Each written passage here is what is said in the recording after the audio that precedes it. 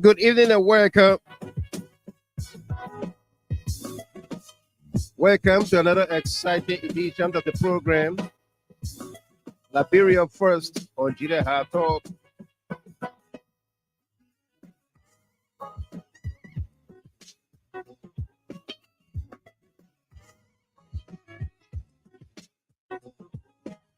Today is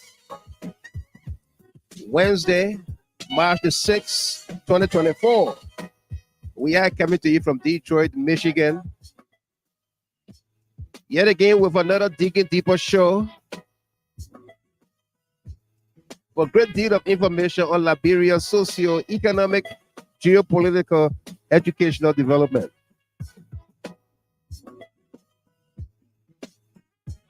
If you join us here for the very first time, we say welcome to you. And this broadcast is strictly non-confrontational. We don't entertain insults of any kind on this podcast. If you don't like what we say, what we do here, we say switch the channel and move to another channel. Okay? Until then, welcome. Invite someone, like the page, follow the page. And for all of you listening across the various platforms here at GEO-POLITICAL FM 107, GEO-POLITICAL YouTube channel, GEO-POLITICAL Facebook page, we say welcome to you. Please subscribe to those channels wherever you receive us. Please subscribe and be my guest.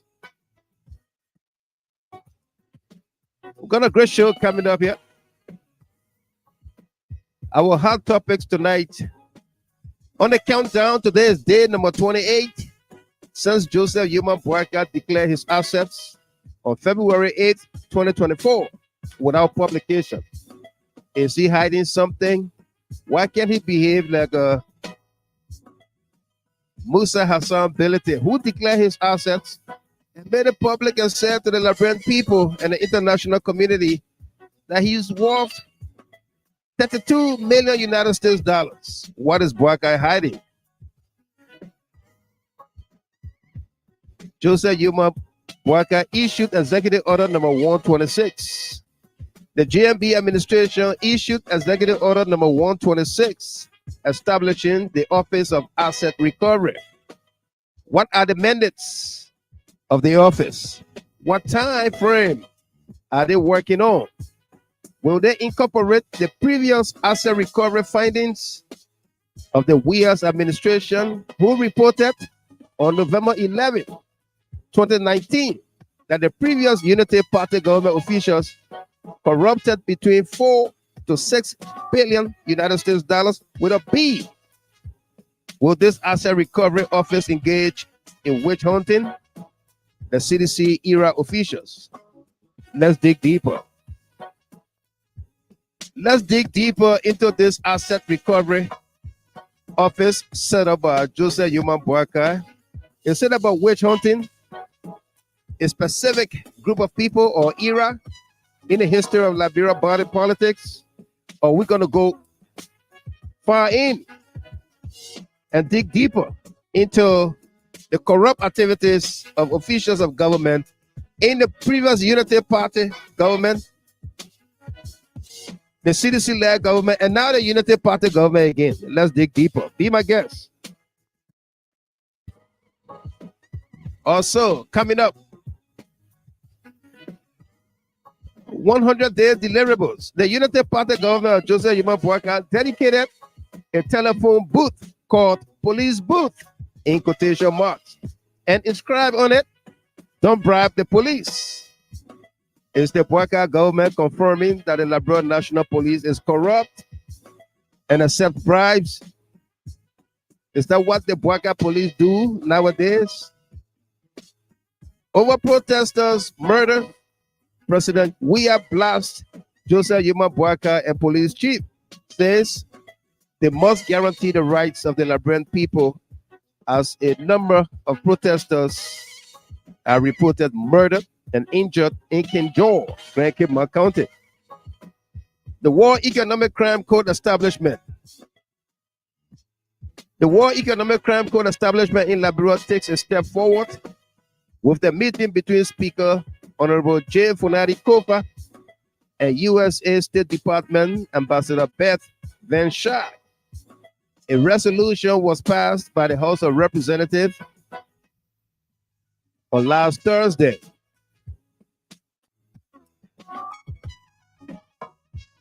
What did Beth Van Schaik say to the Liberian people? We have excerpts of our interview with OKFM, Clarence Jackson, and we're going to play for you here tonight. Stay with us. Also, coming up, Power Grab. Who sent Councillor Murphy Cannon and UP executives to grab power by force at NASCOP? How embarrassing were they when they were refused, rejected, and told to get a proper letter from the mansion? Was Murphy appointed by Joseph Yuma Boakai or party leaders? Let's dig deeper. Whose project it is? Unity Party zealots and surrogates are claiming a number of projects by the CDC-led government to be Joseph Boakai's projects. Let's dig deeper into a few: the RIA Highway, the ERW Junction Roundabout, and many others. If you're celebrating your birthdays, anniversaries, and special milestones tonight, we say congratulations to you. This broadcast is dedicated to you as well, okay? And again, if you join us there for the very first time, we say welcome. Be my guest. All of you listening on Gina How Talk FM 107 across the globe, we say welcome to you.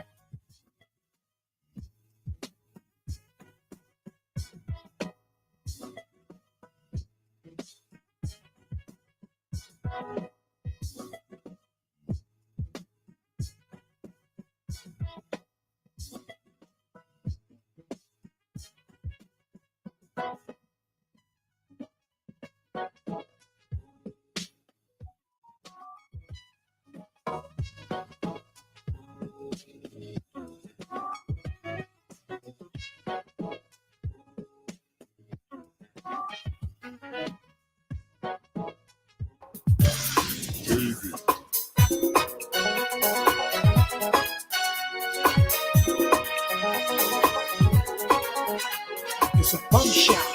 What the room was in your well. It's a bombshell. What the room was in your well. Need you all. Need you all. Need you all. Need you all. Need you all. You can't say you are. Need you all. On the moon. When you are the breakfast in your well. When you have you are the boss, when you baby, dear, you are the boss, I bring you to Palamio. You are the boss, Monami, then you play on the brow. Then get down in the most, and what I can do to Palamio. You are the boss, need you all, need you all, need you all. You just want to you are. Bring it down, you are the breakfast in your way. When I get baby, bro, then get out in your more. When you play the brow, then you do what you said, take a back on your watch him video. Yeah, you said, take a double for your watch him in yet. Separate you more than your Yaquin, you, boy.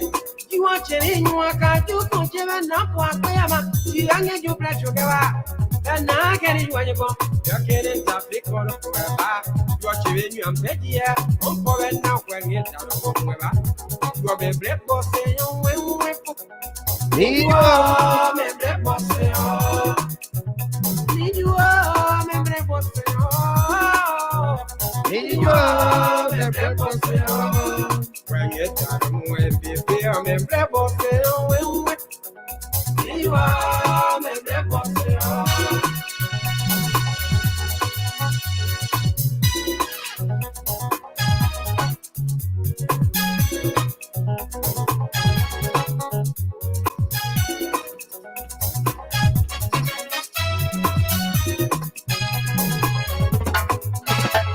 It's a bombshell. It's a bombshell. Dear boy, I mean you are considered Uzaki or Cesar, Mamobokeza. The sense of Burasa, they're not changing my Jewish of Bioza. When you were there with humanity, so you can check the boy, rocking the ball. What this black is getting very hot. Want to drink some cold water from that back. Yo, my girl, you not serious, but your dancing strokes are marvelous. Papa furious. I'm out there.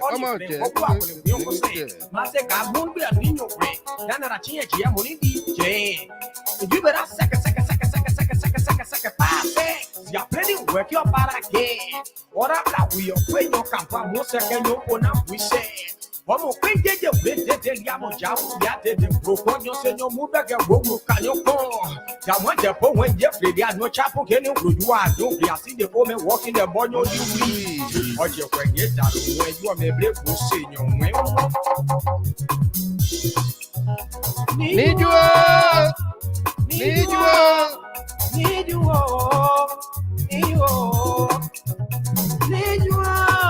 you crocodile. Ya when you check where, ya you do your penny. You are no new shakone. Back a mission and move ya. You be mad yourself in the forest. You are giving you a penny. Why do I give her? Then you want to walk in your when you're done in your way. Whatever was in your way. Yeah, when you have the video, just see a so. I'll put your wagon in what I'm doing. You have every person. I believe you're not a friend you check away. If we fit your way, yeah, another one gets away. You have every person. Need you.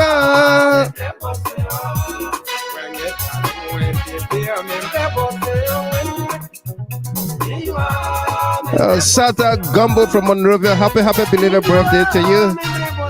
Thanks for tuning in tonight.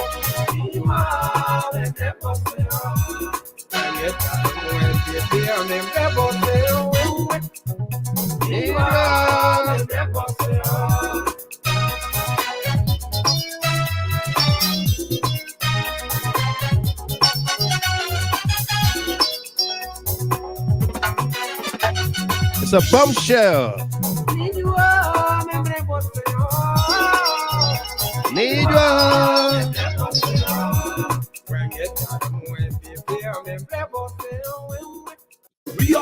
When you were there with humanity, so you can check the ball, you rock the ball.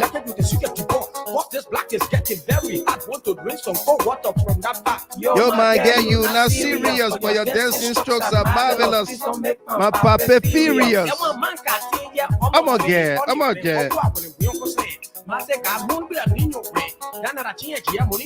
Yeah. You better you're playing work your para again. What up, we are playing your camp, most second, you open up, we say. One more thing, did you bid the Yamoja, did the broken, you say no move like a room, can you call? That one, the poem when Jeffrey, they are no chapel, can you are, don't be, I see the woman walking the morning, you Louis. What you can get that when you are maybe to see your way. Need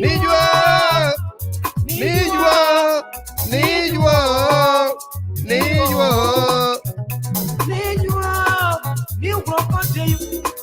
Ya when you check where, ya you do your penny. You are no new shakone. What a mission and move ya. You be mad yourself in the forest. You are giving you a penny. Why do I give her? Then you want to walk in your when you're done in your way. You have never was in your way. Yeah, when you have the veggies, you have so. I'll put your wagon in what I'm doing. You have every person. I believe you're not a friend you check away. If we fit your way, yeah, another one gets away. Need you all.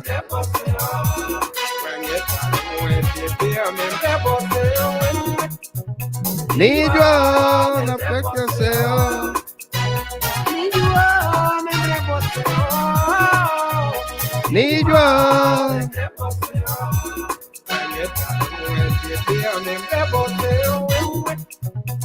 you all. Na peka seo.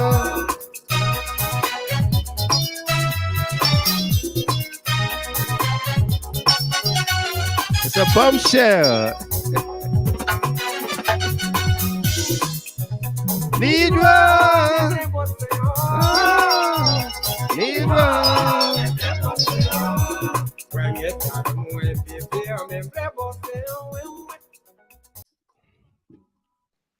What a song there by Sonic Diebo. Beautiful. Diebo with that beautiful rendition there. Need You, sung in the Baza vernacular. Okay. Yeah, Sonic Diebo. Miss Willie, how you doing tonight? Welcome. How you? I'm beautiful. It's on your face. It's really all right. Happy to be here, Mr. Gilmer. I missed a couple of days. Yeah. Yeah, because It's good to be back on the global stage, to have you here again. Been busy like crazy. Absolutely. Like the other people can say, like Egyptian slaves. What? No, Hebrews. Oh, Hebrew slave? Yeah, Hebrew. Yeah. And Egyptian? Yeah. No, they're not Egyptian. Yeah. Okay. Yeah. But great to have you. Great to have you. As always, we got a great show for all of us here tonight. And first and foremost, let's say congratulations to Teacher Light, A.B. Weah. Yes. Of Freedom FM. He passed his bar exams, came third. As a matter of fact, wow. The Deuces, the first, second, third place holders in this bar exam are all either seditious or sympathizers of CDC. Whoa. That would have stupidation in there, right? The first place, the Dukes, is a female, and she's a diehard. She's a blue blood, like that blue in front of you with your name on it. Yeah, she's a blue blood. Yeah. Congratulations, Absolutely, and sympathizers of the bar. Yeah. Exam. You got did it. You're no longer stupidicians. They've never been. You proven to them over and They've over. Never been. They've never been. Of course, it's a game of what I would say. I had a program for 6 years, stupidicians. So they can call you whatever they want, but it doesn't define who you are. Exactly. It doesn't define who you are. Yeah. Solo, what's up, little brother? How you doing, beautiful lady? Yeah. Solo, your woman who? Yeah. That one I got kicked out of the living room. You call it somebody beautiful lady. That why asking you. This Rosalind found the house sister we can say. Okay. She know. I put the show. You know what? I put the show on the Beach Street TV. But your that O. I just want you to know.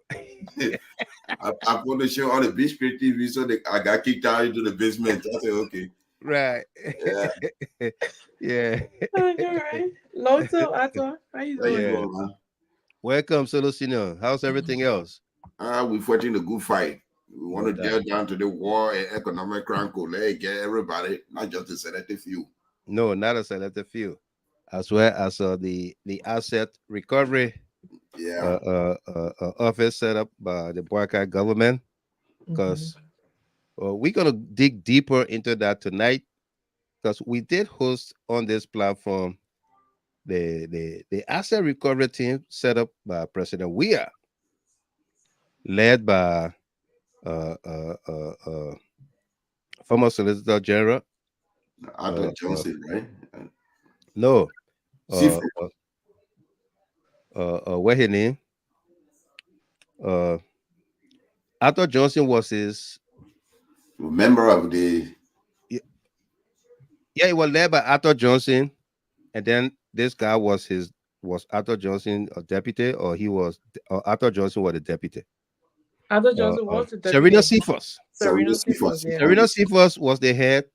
Yeah. And Arthur Johnson was the deputy, and then Lafayette Gould was on there with them as well. We hosted them here on this platform. As a matter of fact, yeah, November 19, 2019. Yeah. We hosted them. Yeah. So we have the videos and everything. We're gonna dig deeper into that tonight. Whether this other asset recovery is about witch hunting or going back to get the Liberian people monies and resources that were siphoned out of the country. There was a long list and everything that were published. Hundreds of names. Some of them made payment arrangement. They pay back some of the money, and then they just went into oblivion. So now we have a new asset recovery team. Are we going to distinguish between the assets or among the assets of the Liberian people that were stolen from them? Or we're going to go back? We're going to select few that we're going to get. The CDC one. Right. What are you going to get? Absolutely. Yeah. Yeah. So if you join us here for the very first time, we say welcome to you. On this platform, we insist that we will be civil with one another. There will be no curse words, no insults of any kind, okay? If you don't like what we say, what we do here, we ask you to switch the channel, move to another channel, and you can come back any other time instead of creating a fake profile, because you will only create a fake profile to come back because we're going to block you if you insult anybody here. You can't insult me. You can't insult our panelists and analysts and people you interact with in the comment section. You can't insult people. You can debate the issue. If you have the courage, the testicular fortitude, you can call into the show and you will have your time on the show. Okay? Yeah. Just lock them up, Mr. Gilmore. Lock them up. Yeah. That's no good reason Mr. Gilmore would never give you the show, because the blood list group, it was swallowed. You guys coming to handle the show now. They will be nice. Y'all will just come on. I will not be there. I will not be there with you. Oh, yeah, God. That time is fast approaching. We're gonna do that. You guys, you're gonna handle the show, and I will be in the back, be listening like everybody else. Oh, great! That's good. I want to do it with my sister, Barbara. Maybe twice a week. Yeah. Okay. Yeah. We the baby journalists. All of you that are listening, what you say about that? Twice a week? Good news. Yeah. Sounds good to me. Right. I really talking about the people that listen. The people that are following, yeah. You know. Twice a week, we have the panelists and analysts coming to discuss with you. Sophie Blamo says are good. Yeah, it's good. Yeah. Yeah, boy, you Zena. Welcome. How you doing? How you doing, yeah? Hi, Steven Sly. I think I saw him earlier. Yeah, Steven Sly is here. Yeah. Let's bring Tilano Tamasa. He's the wise man. The wise man. Yeah. You had it behind the cover again. I told you yesterday.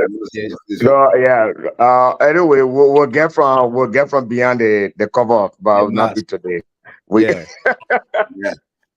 But the chief parliamentarian, how are you, Sis Roslyn? Hey, the wise man, are you sure? No doubt. Yeah, but it's great to be here on the show. It gladdens my heart whenever I am teaming up with the wise man and the legs of the parliamentarian, Sis Roslyn, and all our people that are following us. It always brings joy, to discuss the betterment of our country, and to just get view from our people. I think it's just good, because a lot of people do not get their discussion in them. They're looking for platform areas at least they can be able to express themselves. That brings also happiness to them, at least put it out, the wise man, and then let people know how you think, how you feel about your country, and what is ongoing. But it's great to be with you and Absolutely. the rest of the team. No doubt. Yeah. It's great as always to have you on as well. Yeah. Just before, I don't know whether you heard it, Tamasa. Before you got approved to come on set, we were announcing that maybe twice a week, the analysts and panelists will come and do their own shows here, their own conversation based on the topics we either presented during the week or so, or the previous day.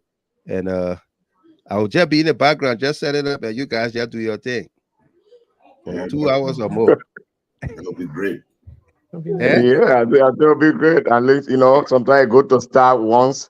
We can say once a week, and then if we see how we progress, then we can make it 2.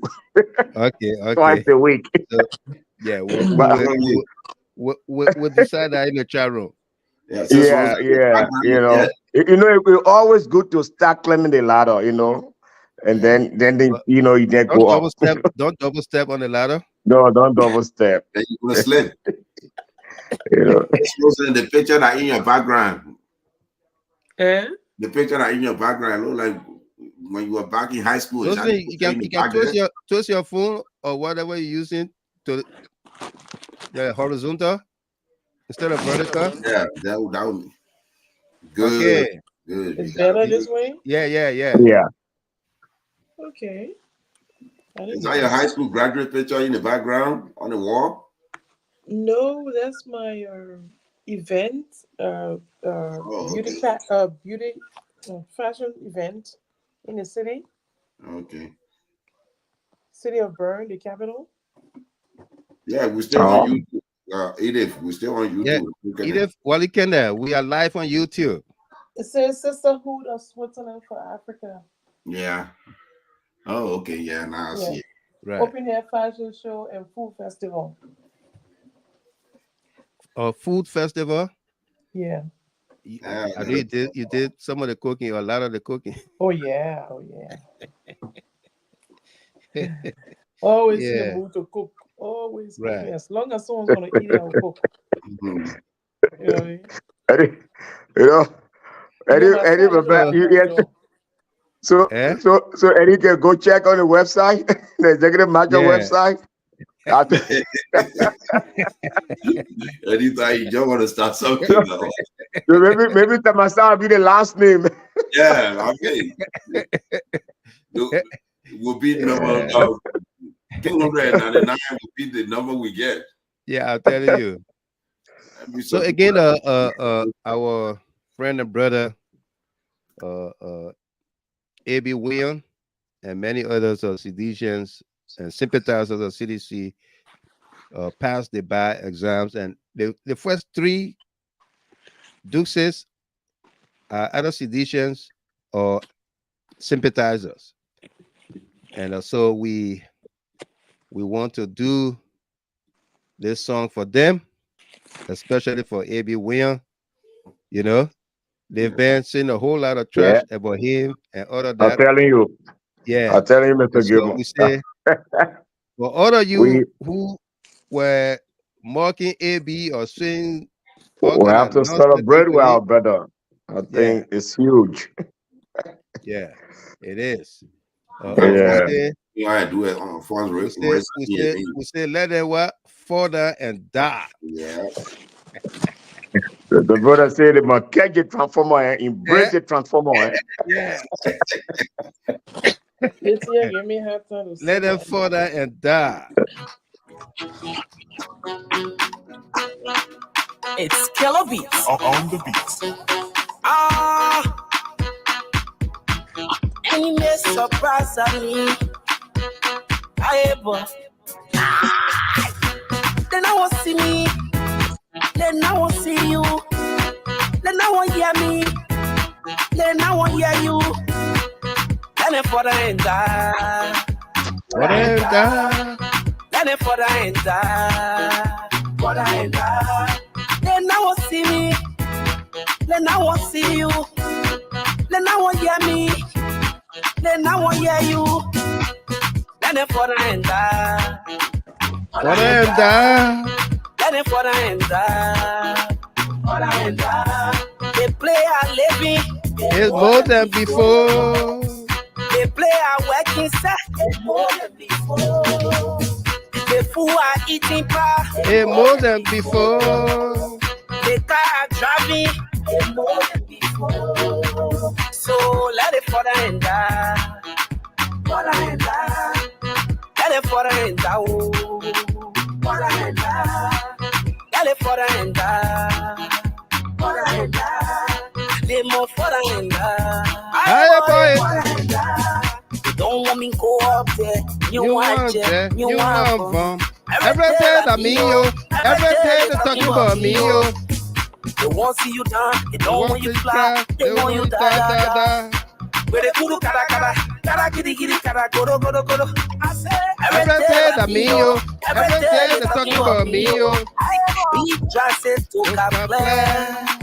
Ah, yeah. Well, play that one will go there. They go, you not go. You not go. Then I won't see me. Then I won't see you. Then I won't hear me. Then I won't hear you. Then it for the end die. For the end die. Then it for the end die. For the end die.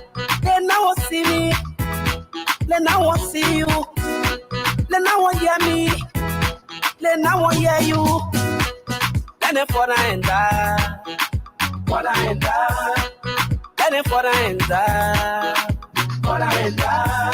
They play a living. It's more than before.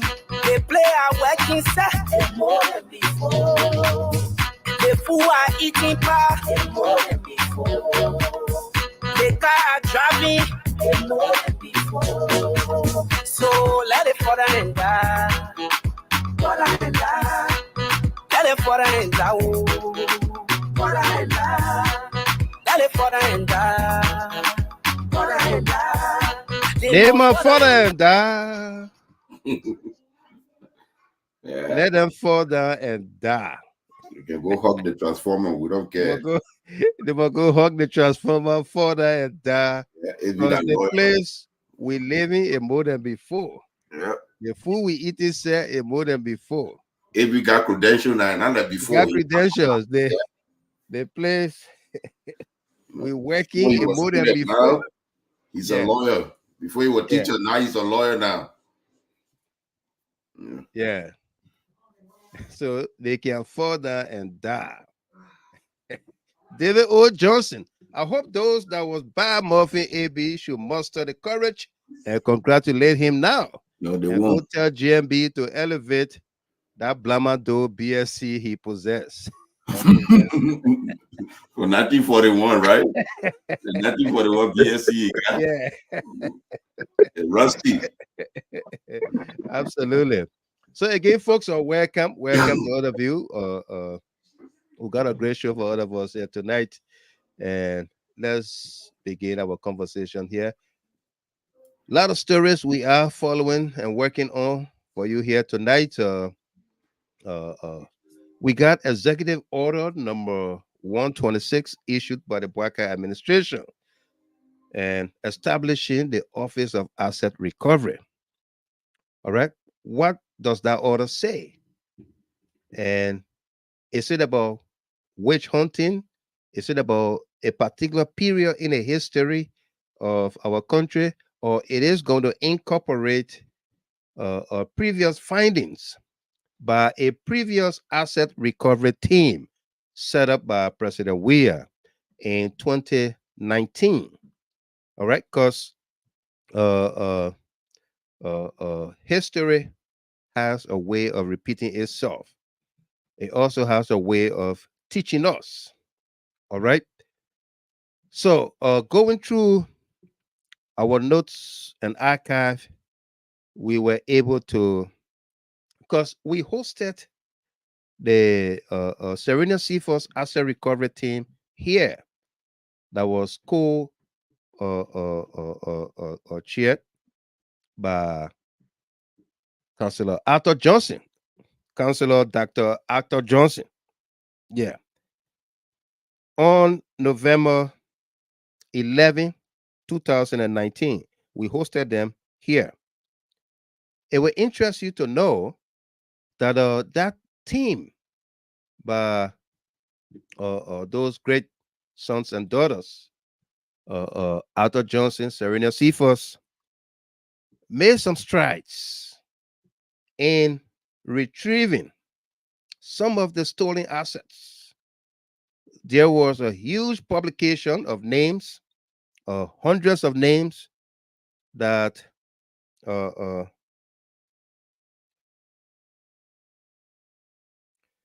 that that uh, that began making payments back into the coffers of government, or better still, some made arrangements, payment plans, installment plans to pay back. What happened to that process, to that committee? Uh, their work didn't continue. I think uh, uh, people started resigning from the from the committee, from the team, because Monique Walker, welcome to you. She said I can treat her like outside child and stuff. And that she was speaking for everybody. Said, Mr. Gilmer, you can only welcome the new people that you don't welcome. We the old people. Now you But- find the trouble. Yeah. Okay. Okay, Monique, a good review. We'll see. Yeah. We'll see. Yeah. Welcome to the show, Monique.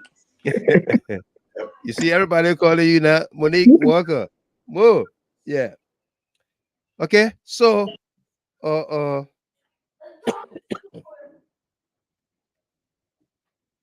that group was able to recover some assets, but they didn't go far. Yeah. Okay. Angel Brown said that is true. She's supporting and backing Monique. All right. We'll revert to what we always did here. All right. Yeah. Sebastian Weah. I mean, what you say? Can you put that up? My glasses. Something.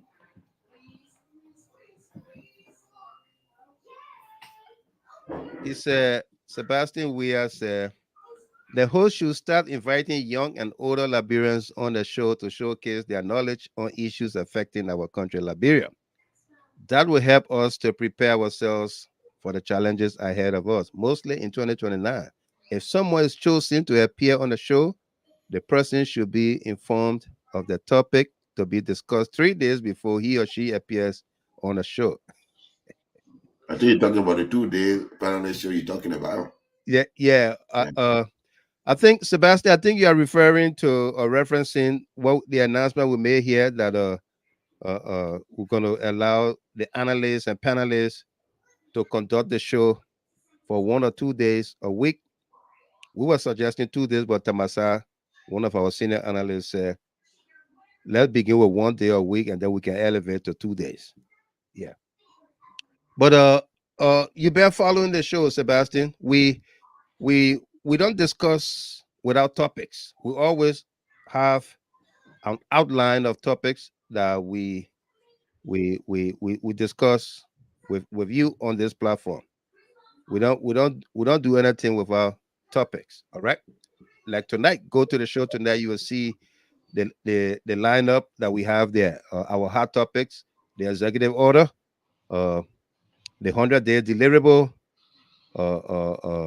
protesters, murders, war economic crime code, power grab, whose project it is, Woods or Browning, and our topics remain there.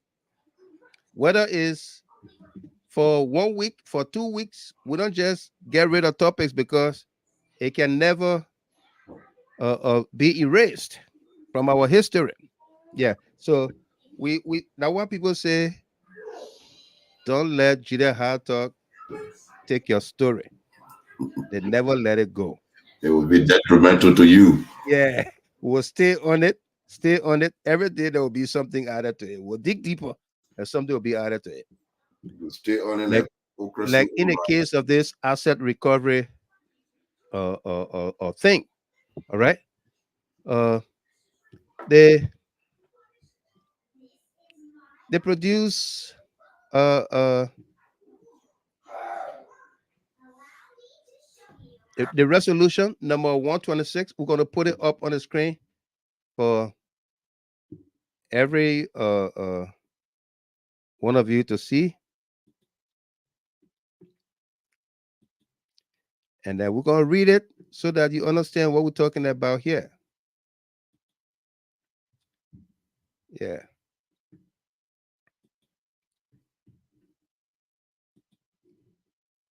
Understand what we're talking about. We have our other senior analyst, Abraham V. Conner, just joined the platform. Brother Conner, welcome. How you doing? Yeah, good evening, my brother. Good evening to all of the powerful people. Right. Grace hello. Good to see you and my dear sister Rosalie, and then our wonderful co-chair, the great Delano. I'm still waiting for the announcement, but yeah, but we're still waiting. Waiting for your name. But it's good to be here, my brother. I can see the topics under discussion tonight are so fascinating. But it's good to be here, you know? Right. Yeah, good to see all of you. Welcome. Right. Welcome. Show your face. Coach, we have black screen. The asset let's say executive order number 126, establishment of the Office of Assets Recovery. It reads thus. Who said that? It reads thus. Mr. Gilbert, you want to start another thing? With emphasis, though. Yeah. Whereas assets that were illegally and wrongfully acquired at the expense of the government and people of Liberia have served to enrich certain current and past government officials who have acted with impunity and affront to their country and their fellow citizens. Whereas it is the responsibility of all public officials to declare their assets upon entry into public service and upon exit therefrom, in the interest of transparency and in keeping with established law, in order to give account of their stewardship whilst in public office, and in order to avoid corruption and illegal acquisition of assets. Whereas it is paramount that public assets that were illegally obtained and converted to private use be retrieved and returned to the Liberian people, and the perpetrators be brought to justice in accordance with appropriate laws that provide for confiscation through criminal investigation and legal persecution. And whereas, in order to put into place the required legal framework for the recovery of all assets wrongfully acquired by current and former officials and employees of the Liberian government, in order to appropriately and robustly curtail this alarming menace that has engulfed our country, and address the situation of converting public fixed and liquid assets to private use by officials placed in positions of trust, the government of Liberia has decided to establish a task force of assets recovery within the office of the Minister of State for Special Services that will have the legal authority and mandate to retrieve all wrongfully acquired government assets. Whereas the task force shall consist of a chair and co-chair, and shall have the full cooperation of the General Services Agency, the Ministry of Justice, and all security agencies. Whereas the Asset Recovery Task Force shall also retrieve assets from private individuals who have illegally purchased government assets.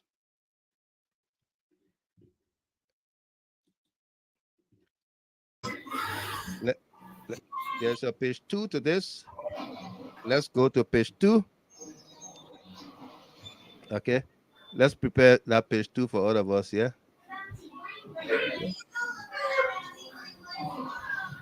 You're going through the office of the Presidential Affairs Minister instead of Justice? Yeah. No, they're going through the office of, yeah, this is page 2. Got it. Right. Let's bring it up here.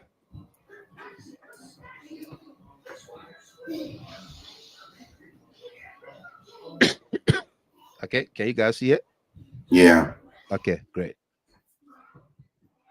Whereas, given the gravity of this situation and the need to immediately restore lost assets in order to ensure economic viability and development, it is imperative to issue this executive order that cannot await the lengthy legislative process that may derail the process of assets restoration.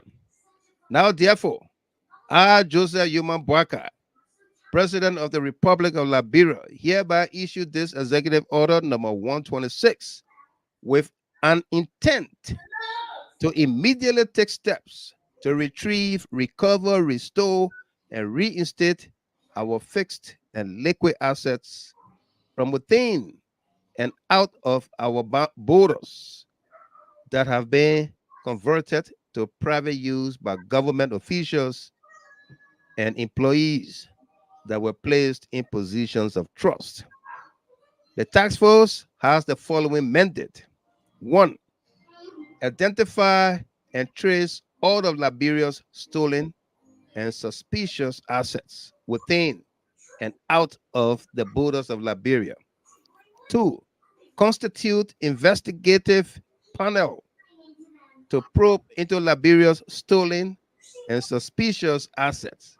Which one was supposed to come first in the one? Yeah, that's constituting, what? You can first investigate before you retrieve.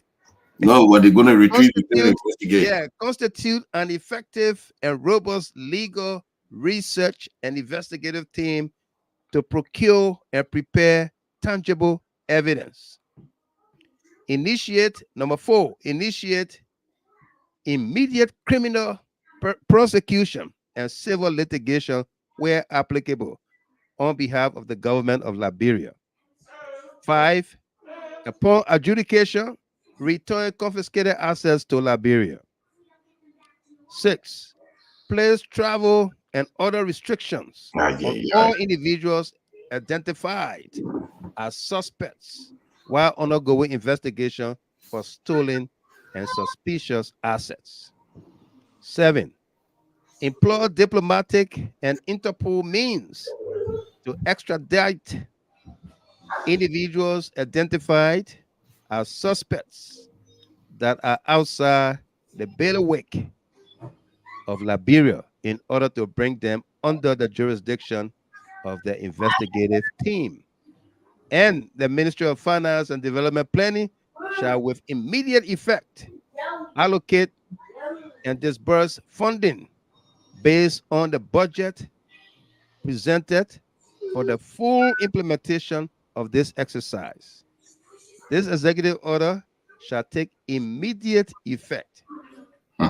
Given under my hand and sealed this 5th day of March, AD 2024. First thing, folks,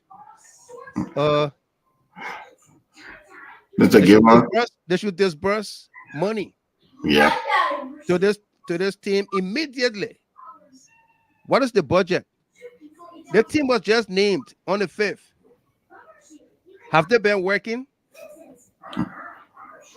Look at number 6. Number 6 is the actual witch hunt tool. The guy can just Number say, 6, I'm a place, sample, travel, and other restrictions on all individuals identified as suspects while undergoing investigation for stolen and suspicious property. Identify is in the past. Identified.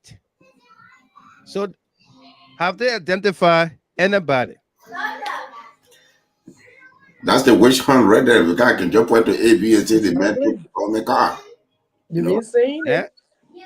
Oh yeah, I can say A, B took the government car, and all I have to do is just place him on the investigation and seize his passport. He can travel and do the long investigation that will take 3-4 years continue. He said I ain't agree. You know, go. So all the CDC government officials, that's what they're going to do to them. They're just going to hunt them down and say, hey, you want an investigation?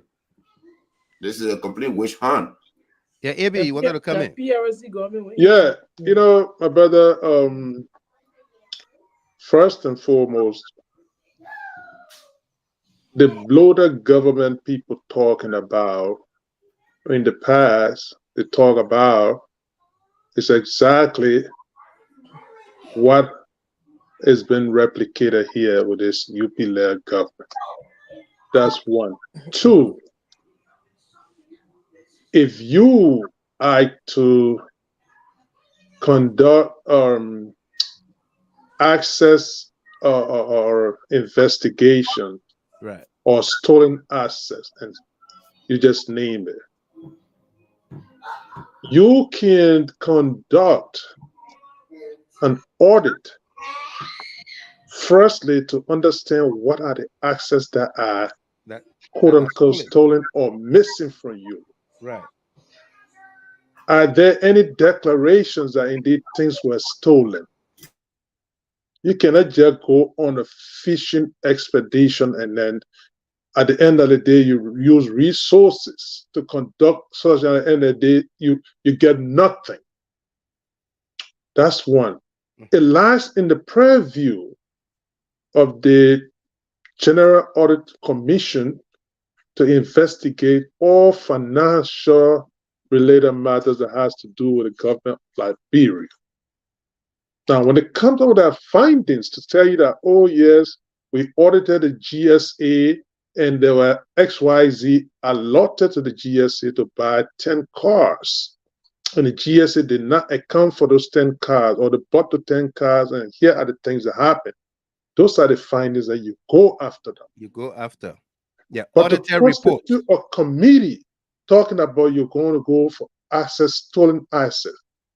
You're talking about stolen assets include monies. The question there, the composition of such committees should include financial experts that will conduct forensic audit to understand where are the monies, quote unquote, if indeed they were ever stolen. It's not an easy task. But to talk about people that you suspect in the past that you stated, that have been suspected, and that they should be having travel restriction on them. What a banana republic ideology is this? What kind of republic? Banana republic. What's wrong with pineapple republic? Yeah, because this is a complete wish hunt. Like Arthur pointed to item 6 on a particular executive order, because they know the procedure when it's followed. The legislative branch will question the motive, all of those things that they're talking about. They don't want the bureaucratic bottlenecks and all those kind of things. They're talking about they're going to put travel restriction on people that they suspect. Yeah. Without investigation. Any declaration of anything being stolen. Without any investigation. Nothing. No findings. No audit report has come out to say that, the X amount of stolen or things were taken away, properties were postponed. Already, AB, he ordered funding for the team. That's my point. Without so, brother, indeed, this is another ploy. Yeah, you are. You have started a government. We are in the third month, March now. Salary have not been disbursed to employees for the last 2 months. It's not a priority. No. You requested $40 million, and nobody know what have been expended on. 2 months, salary have not been paid when in fact you have money left in the coffers. Right. You had your predecessor when it assumed leadership of the country. They had what, $7 million in their coffer. By February of that year, people were demonstrating for their salaries, government employees. And indeed, this salary were paid to them. Today, you are not as your priority, but rather you constituted this other committee as if you are in a hurry. Give the opportunity, because there are other reports that the GSC have conducted. Follow this other report, make it public, people see what are the shortcomings in it, go after those things, but to talk about people that you suspect and you understand. The scope, what is the scope of this particular thing you're talking about? The retrieving assets. What's the scope? For how long? What's the scope? What is it for the last 10, 20 years? Nobody knows the scope. They only mention current and past government officials and individuals. Yeah. But they did not mention what period. What period? It's being investigated. Even the War Crime Code talk about 1989 to 2003. Exactly. There's a duration. There's a time duration. frame. There's a statute of limitation. Yeah, statute of limitation. So this one, it became an open-ended thing that will just continue to go. But the downside, AB, look at it. They don't even want to go through the justice ministry because they will be. But so that's the thing, because it became a statutory requirement that you need to do. They don't want to do that. No. They don't want to do that. You classified it as witch hunt. Full stop. You cannot sugarcoat this, my brother. But let me get another chance to come in, you know? Right. Yeah. You have the main person supposed to leave the task where it was to be the justice minister and the finance minister deputizing him. But look at what the people that are in it. People that are in it are just gangsters. The people that would just say, oh, you know what? You go after Mr. Gilmore, you get them aside. These are the people that are there. They don't want to. Did he named individuals that we had this thing? They just said chairman, co-chair, and the majority released money to who? To the chairman. But you know, my brother, a wonderful question asked. So just a minute. Let me just add this one to it real quick. First and foremost, the custodian of government property of the Republic of Liberia is supposed to be the GSA. GSA. Okay, have GSA given you any inventory report of things that were in the possession of this past government or the government before, and that you find that those things that are lacking? We say no. No. Until they are published that indeed XYZ are missing, or government properties, be it real estate or vehicles or whatever, give the report that these things are lacking and it was in the possession of Minister XYZ. Nothing of the sort. Then you say you just kind of open-ended talking about you go on access for people asset. You talking about asset declaration, Mr. President, openly declare your asset. Openly declare and make it public. Make it Come on now. Public. Thank you. You know, Mr. The wise man. Yeah, go ahead, Tamasa. You know, you see, the first thing when I saw the headline that Boakai has signed Executive Order 126 about asset recovery. The first thing, I didn't go lengthily into the count, but it was good he did readjusted by going through the count. The first thing I said about we have a roadmap here when it comes to asset recovery. And when President Weah announced about asset recovery, there were specifics. The first thing said the guys that like the Councillor Johnson and the legs, and in fact the former solicitor, I don't know the solicitor, yes, Serena Seafrost. It was clear that they said, look, we are looking for 3 billion or 5 billion. You know, They 4 said point they some reported to billion. us It was 4 to 6 announced. I billion mean, so dollars. dollars. So you see, so it They named is, two companies that we yeah. You know, researched that were involved.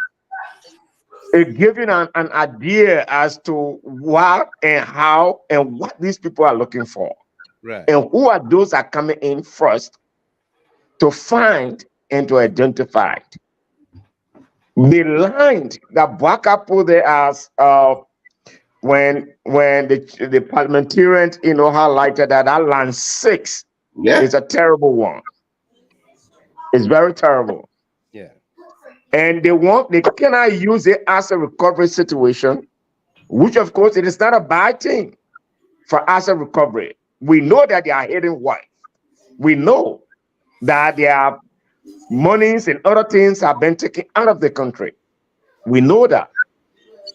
But that's why it is very important that once you want to do something as a public official, the tendency of targeting particular people, targeting individuals that you feel that you don't like, it undermines the genuine call for asset recovery.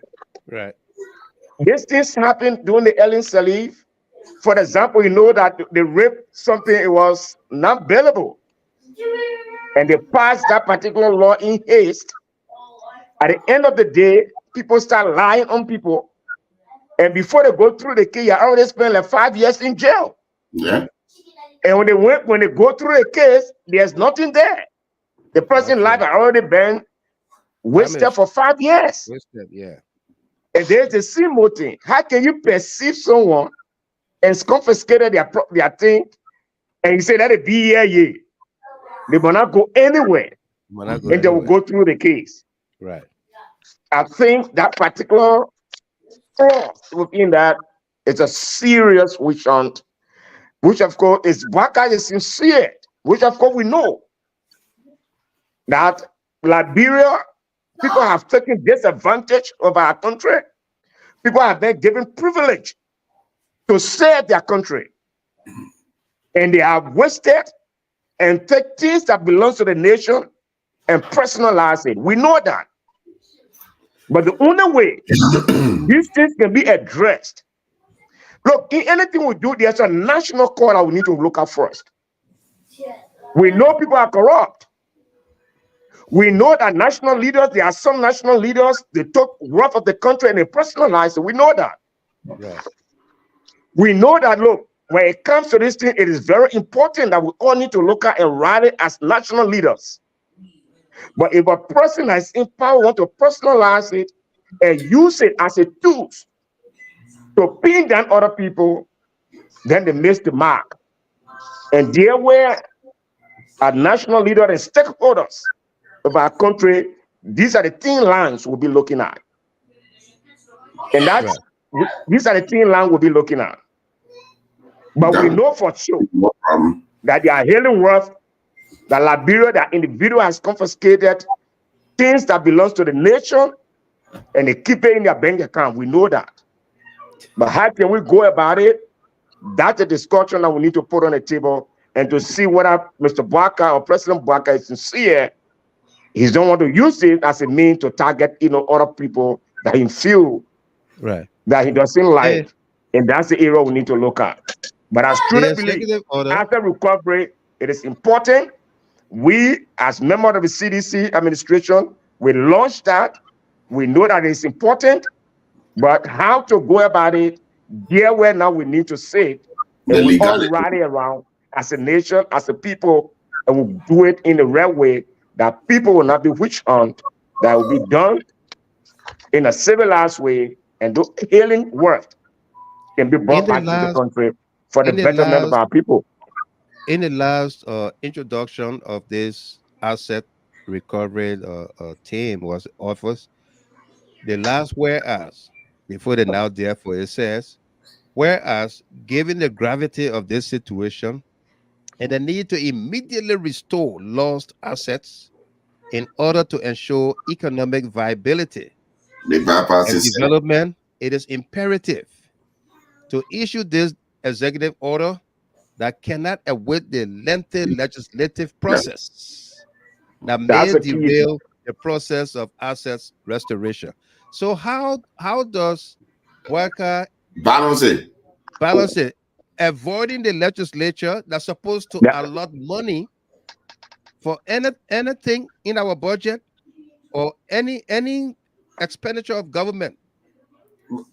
That funding begins with the House of Representatives. Yeah, we have to follow the process. We have to follow the process. And that process, the House of Legislature has that statutory responsibility for that. They will come to bring Mr. Boakai on the table. Why it's true that asset recovery, it is good for our nation. We all, see that as a good thing, but we have to follow the referral procedure. The House of National Legislature, they need to be part of it. They have to be part of it. Stakeholders has to be part of it because it's about Liberia. It is not just about Boakai or whosoever. So that's the area that will be. These are the thin lines we'll be raising with the administration. Delano, they said they will not appoint you again because the position is not taken. You see your appointment that don't go on the table. Listen, the mayor wasted blood for 12 years. He didn't appoint me. Then at JNB, I can put more every day or will appoint me. I know. But listen. Delano, the point that you are driving home right now is highly logical. That's why from the beginning I stated, because is the thing. This is a complete jungle justice you're talking about. Even to impede the movement of a citizen of your nation without due process, that is a violation of that citizen's right. Because let's say that Delano's Tamasar supposed to be, or John Brown supposed to be investigated to retrieve asset and XYZ. What's the due process? If you stop the man from leaving the bailiwick of the country, it has to be done the judicial process, either a court. How to render such an individual XYZ, meaning to say stopping them from leaving because they are on our judicial investigation. Right. But for the office of the president to talk about, will make sure that the person will not leave the bailiwick of Liberia. Yes. But not taking into consideration the justice ministry or the judicial process. If the individual goes to court and says, look, I'm being deprived of traveling or leaving Liberia for some business trip or family related situation. Medical. What medical reasons? What would you say? You say, oh, the president said the person will not go, so they need to be here? Yeah, the person is suspicious. And the president are not being indicted for anything. Only because suspiciousness, they see the person so didn't if go. you think that Abraham Conner got 4 cars for the Republic of Liberia, he took it somewhere else, take Abraham Conner to the court, bring the charges, so because those are bailable offenses. Say you tell me that those are assets, to retrieve assets, those are non-bailable offense, then you declare that. But it's assets related. Anything that has to do with assets, woman, is a bailable thing that you go to court to get them. That's one. So to sit there and give this kind of declaration and emphatically state in your own declaration that indeed we're doing this because we don't want the lengthy legislative process. Yeah. Abby, my question to you and Mr. Gilmore, when did we sign an extradition treaty with the United States government? Because they're talking about extraditing people.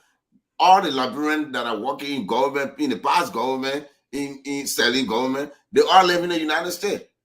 So if I steal something from Liberia and come to the United States, what ground do you have to extradite me back to Liberia? Do we have any laws? We don't. Yeah, we have extradition treaty. Yeah, there's a treaty. There's a treaty. We have not had anybody from here sent back to Liberia. Yeah, but Solo, yeah, it's a brilliant question you ask. Then the question bears, where is the legal process that has been instituted for such request for extradition? Because it has to be a court proceeding. Then you got to present it that, oh yeah, this person has been indicted XYZ, Yeah. in our country, and he's needed to be prosecuted there. But No, you not just come say, "Oh, you're sending me back because the president give suspicious. a executive order." Mhm. It's never going to work. Yeah. Do you think? All right. Do you think? Let Rosalie come in down and ask this question, Miss Wenley. Yeah, thank you, Mr. Gillen. Yeah, on the line of the treaty, the extradition treaty, we have it in our in the governance system. Right. The only thing is America does not honor it because there's so many government officials have left Liberia with embezzlement record.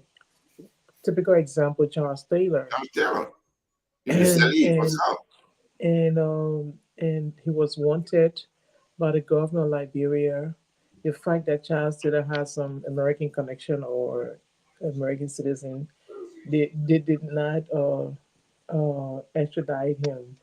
And there were a series of people, even the lady that's in prison right now for embezzling the corona funds. That was our airport director. Or Cochrane. Or Cochrane or what's Cochrane. his? Yeah, Oh, Yeah. Ellen Ellen Cochran. Cochrane. From, yeah. Yeah. Ellen Cochran was also requested by Ellen Johnson government to be And the Ebola extradited, fund. and she was not extradited. I No. think it's based on the same human right abuse, if I should say that Liberia is under Uncle Sam, that there's some human right abuse going on in the country. So they choose rather not to, send those people back based on their request and their cry out for for help. And on the line of Boakai Boakai witch hunt, he's been saying this from day one. It's not just when he became president. Absolutely. These pops are being setting a trap, hoping that when he gets to power, he knows who all he has is the He going claws on after. that he want to Yeah. bring to investigate them on stuff that he has no record on. That this is missing under this is missing under President Weah's government. I don't think there's any record to show such thing, except for claims. Just verbal claims and somebody making a threat, like Mm-hmm. all the lies during the 6 years of President Weah's government. And that's why he is basing his stuff on, even though his focus is on President Weah,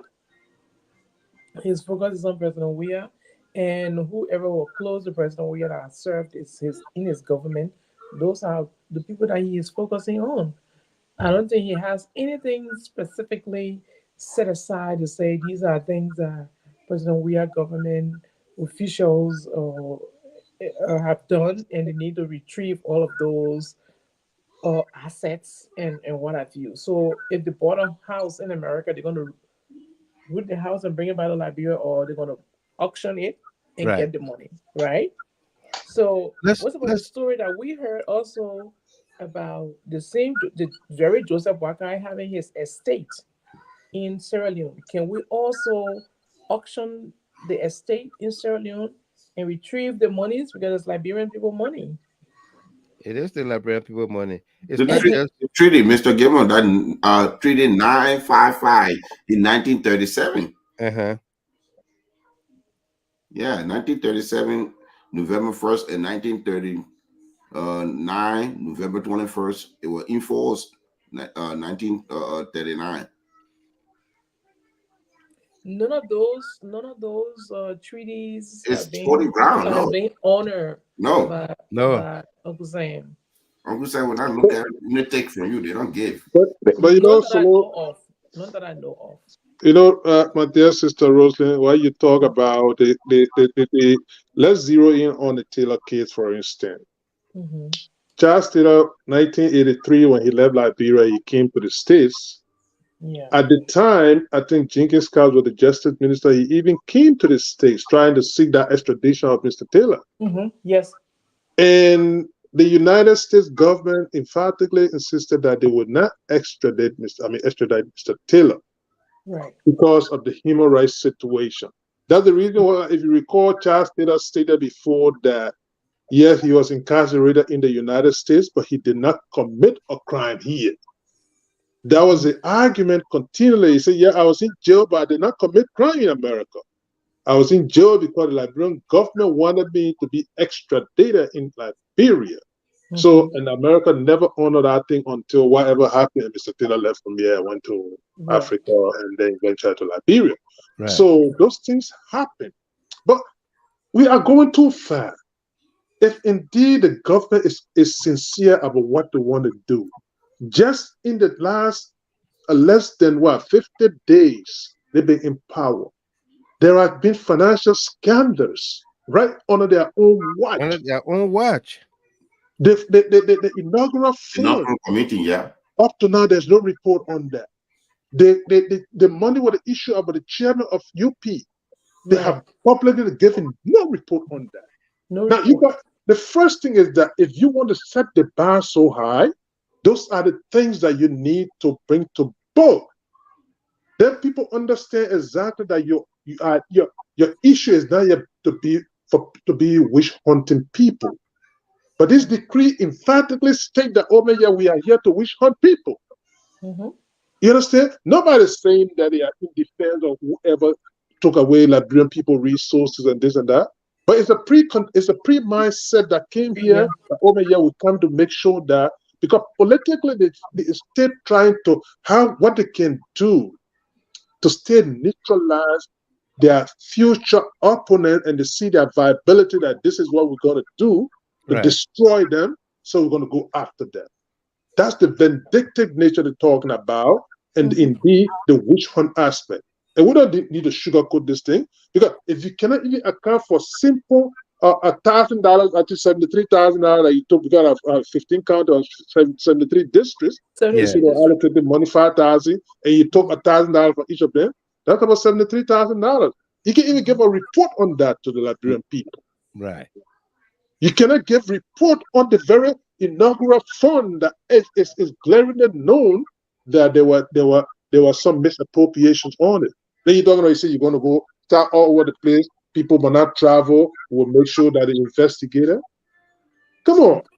So that's why we should zero that in first. Mr. Boakai, give one report on this. Mr. Boakai, if this is what you're going to do, Musa Belede declared he itemized all the things that he got. Even to the dog in your yard, he itemized everything. If you think that this is you are all Mr. Clean and XYZ, don't go give up brown envelope and then start to showcase things like that. Tell us everything. Where you got it, what somebody, what do you get in Freetown, the building of the supermarket, everything Freetown. They will understand that we're going somewhere. And you know, so those kind of things I'm talking about. Yeah, I mean, it is. That's why we continue to say the issue about asset recovery is a national call. And Arthur Johnson, Arthur Johnson was the chairman of the asset recovery team. Yes. Okay. Under President Weah. Yeah. And, I'm just looking at our files here. Okay. He said Arthur Johnson told us on September 11, 2019. We're on the show. Yeah. And there where I'm coming from. That this accounting firm, two firms, Grant Thornton and Adest Recovery. Grant Thornton is a Chicago-based accounting firm. And Adest Recovery is, I think, from the UK. Have agreed to recover Liberia's missing billions by the Salif government. Yes. We'll pull the video and listen to Arthur Johnson. And my foundation of this discussion, when I said it's a national call, is beyond Boakai. Because even the CDC administration we bring up this particular debate, and we constituted a committee. Arthur Johnson came right on the show. He came here and he went into it. So the issue about asset recovery is a national call, but the process in doing it, that's that process we should look at. Right. Yes. And Delano, you're right on that. And then, in fact, at the time, and there were no we spoke- declaration to ban people from traveling. no. No. Besides So that, that's the area now we call him Boakai. Now there's a little Mr. Boakai. Are you sincere in this fight? But besides if I that, play Arthur Johnson, we will listen to it because we're on the show that night. right. When Arthur was a guest. Besides that, funding for this team was not grab it and give it to them to go do whatever they want. It was channeled. It was channeled through the Ministry of Finance. Their office or offices were in the Ministry of Finance. Okay. And the working clerk collaboration with the Justice Ministry. The Justice Ministry. The assistant, the Solicitor General, the assistant general was part of the committee. Exactly. The private lawyer. Yeah. Yes. I thought Johnson a private lawyer, but he was joined with the government to recover Liberia money. But right. You don't want the executive to do it without a lawyer in it, no legality behind it. Just grab your guns and your baton and go hunt down people and drag them without court process, without laws. That's just going to be more pragmatic than even the three people that you do mapping. You know? But maybe it's possible that Boakai is having a flashback of his day in the PRC government, what it did to people. Let me tell you, you know what happening right now? I can tell you that I was ready. You could be right. I'm telling you. Those gangsters that went to what the agency they went to, Mr. Gilmore? What? NASCAR. Those are the same people that are writing that executive order and the paper just signing it because they don't even want to deal with the legality of it. They don't want to study it. What I will conflict with the law. They don't want to. They just y'all go get it, man. And that's it. They will prosecute before they investigate. They investigate. They will detain you. Seize your passport. That's criminal. The executive order the whole write-up, man. It made me laugh. The first step, the first step they will take is to arrest you for take all your property, seize it before they investigate. Before they investigate you. That's criminal. Yeah. What is the due process in it? You think this is a Nazi camp you're running? Yeah, it could also be. Let me pinpoint on the CDC government when because of Charles Saliv and Weeks situation. So maybe he think he can come and fight now, but those who were accused by the legislature. The Saliv arrest was based on evidence presented to the exactly by the not the executive branch.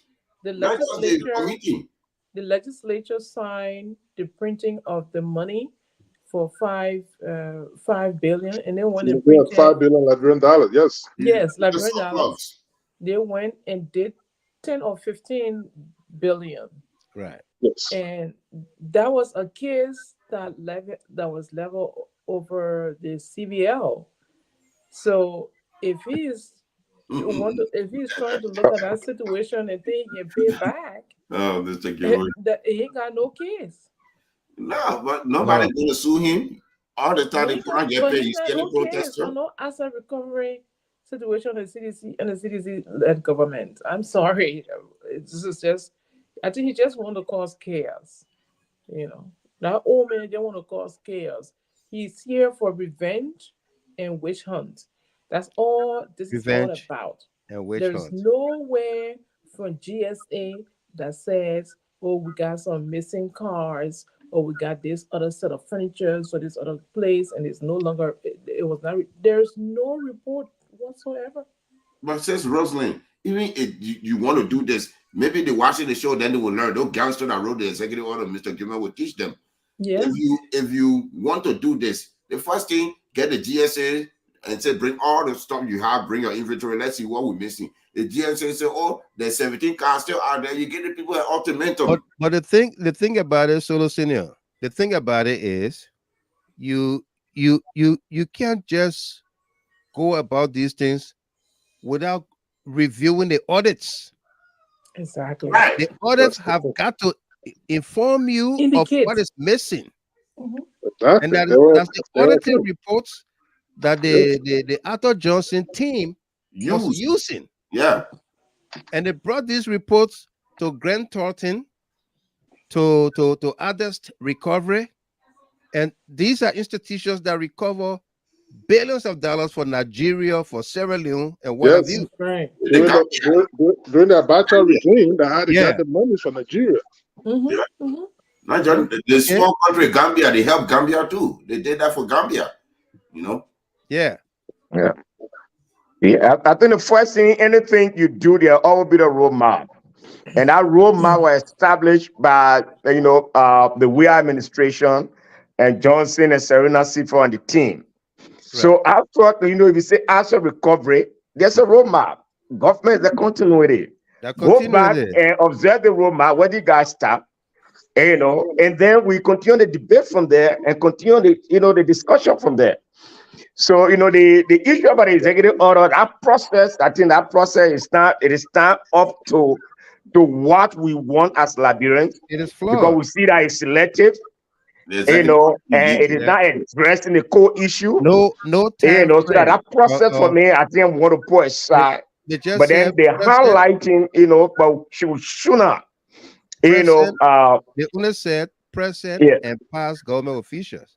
Yeah, and we're talking about all the way to tournament town. We're talking about asset recovery. If you look at, other report from the past and other things that have been there that the guys can dig out, it's, but we'll follow the process. We'll follow the process. But the only thing is, the national call for asset recovery should not be something that we should. It's a national duty that we all need to partake in. And we'll make sure that whosoever that have that green pen, that you use the proper procedure in making sure that people should not be witch hunt and targeted. That's the area for me we will fight on. But the issue of asset recovery is a national call that even that all Liberians want to cherish. So we point out the flaw, let's educate them. Maybe they're listening. So that's what we'll do. Yeah, there's a roadmap. Let it go. They talk to. There's a roadmap that the past government left. If they're really sincere and genuine into the fight, they can go and answer the information where these people start, and they can start from there. But I think that executive order is not right.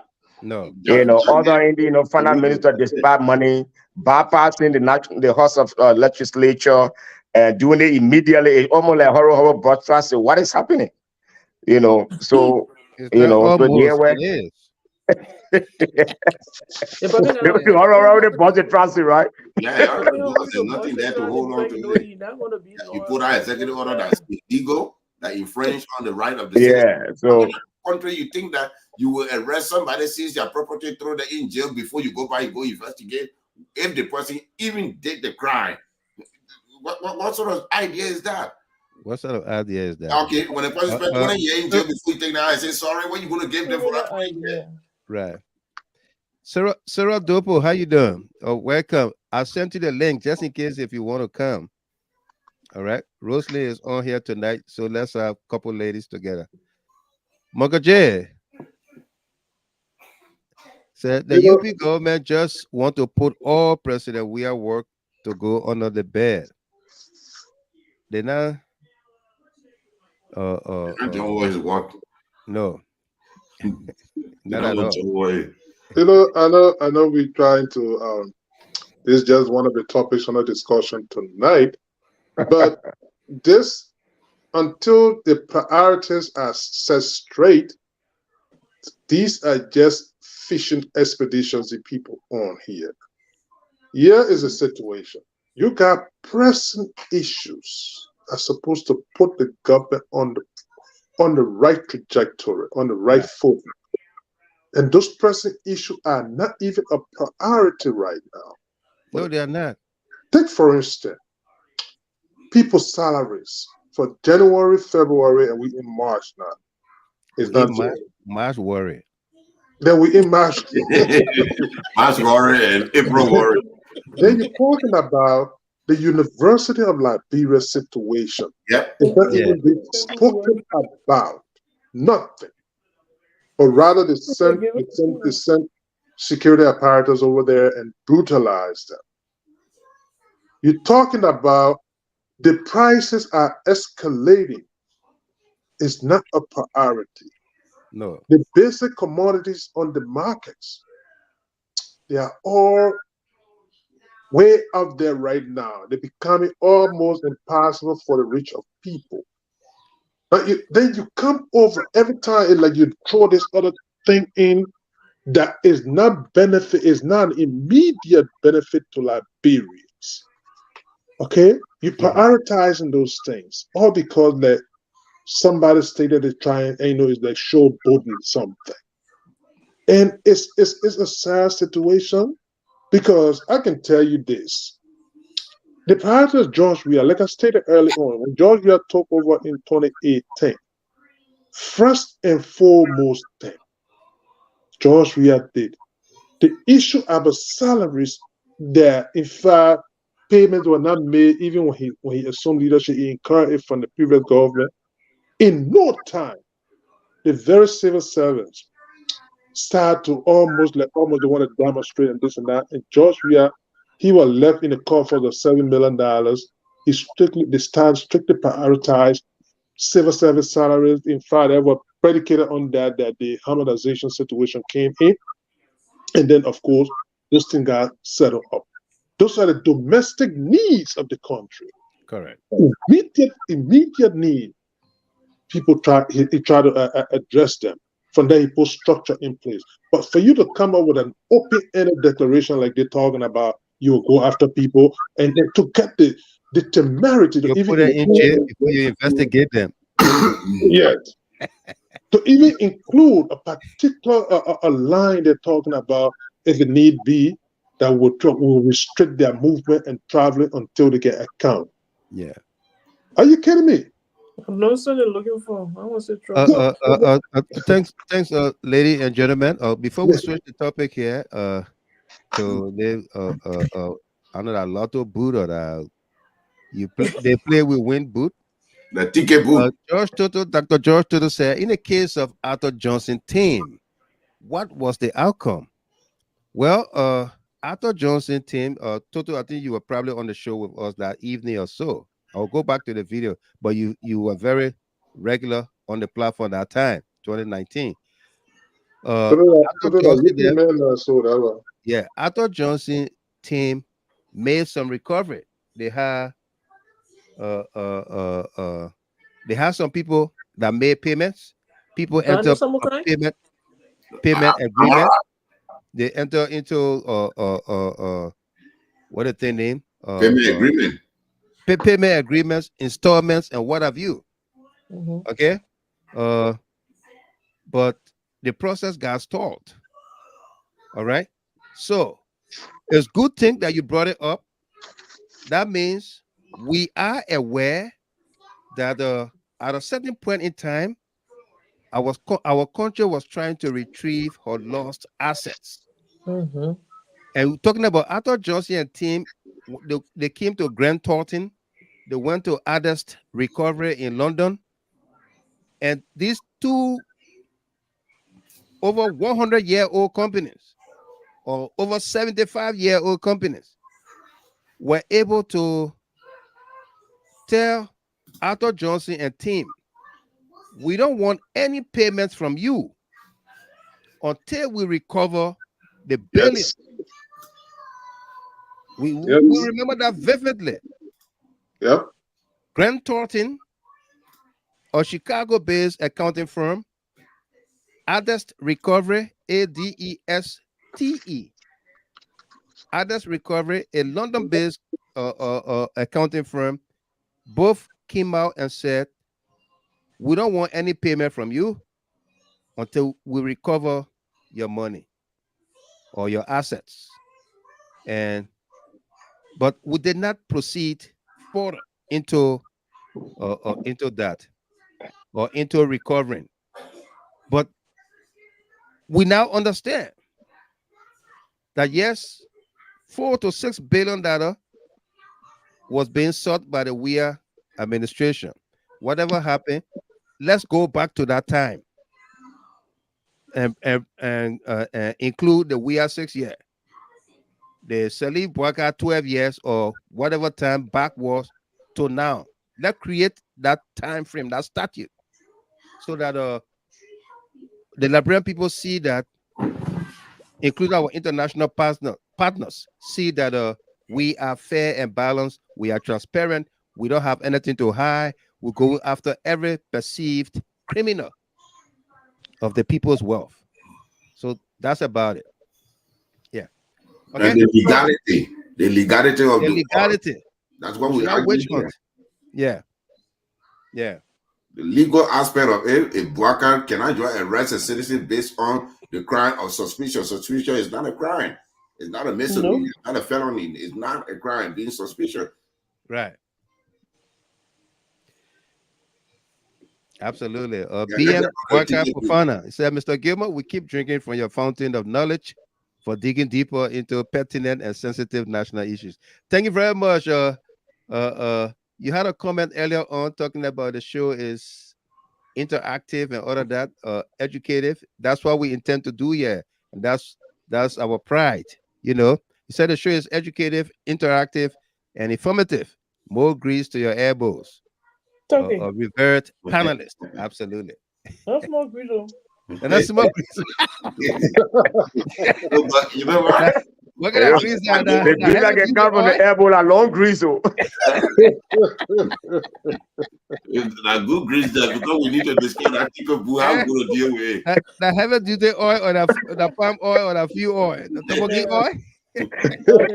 Oh, you can't find right? Yeah.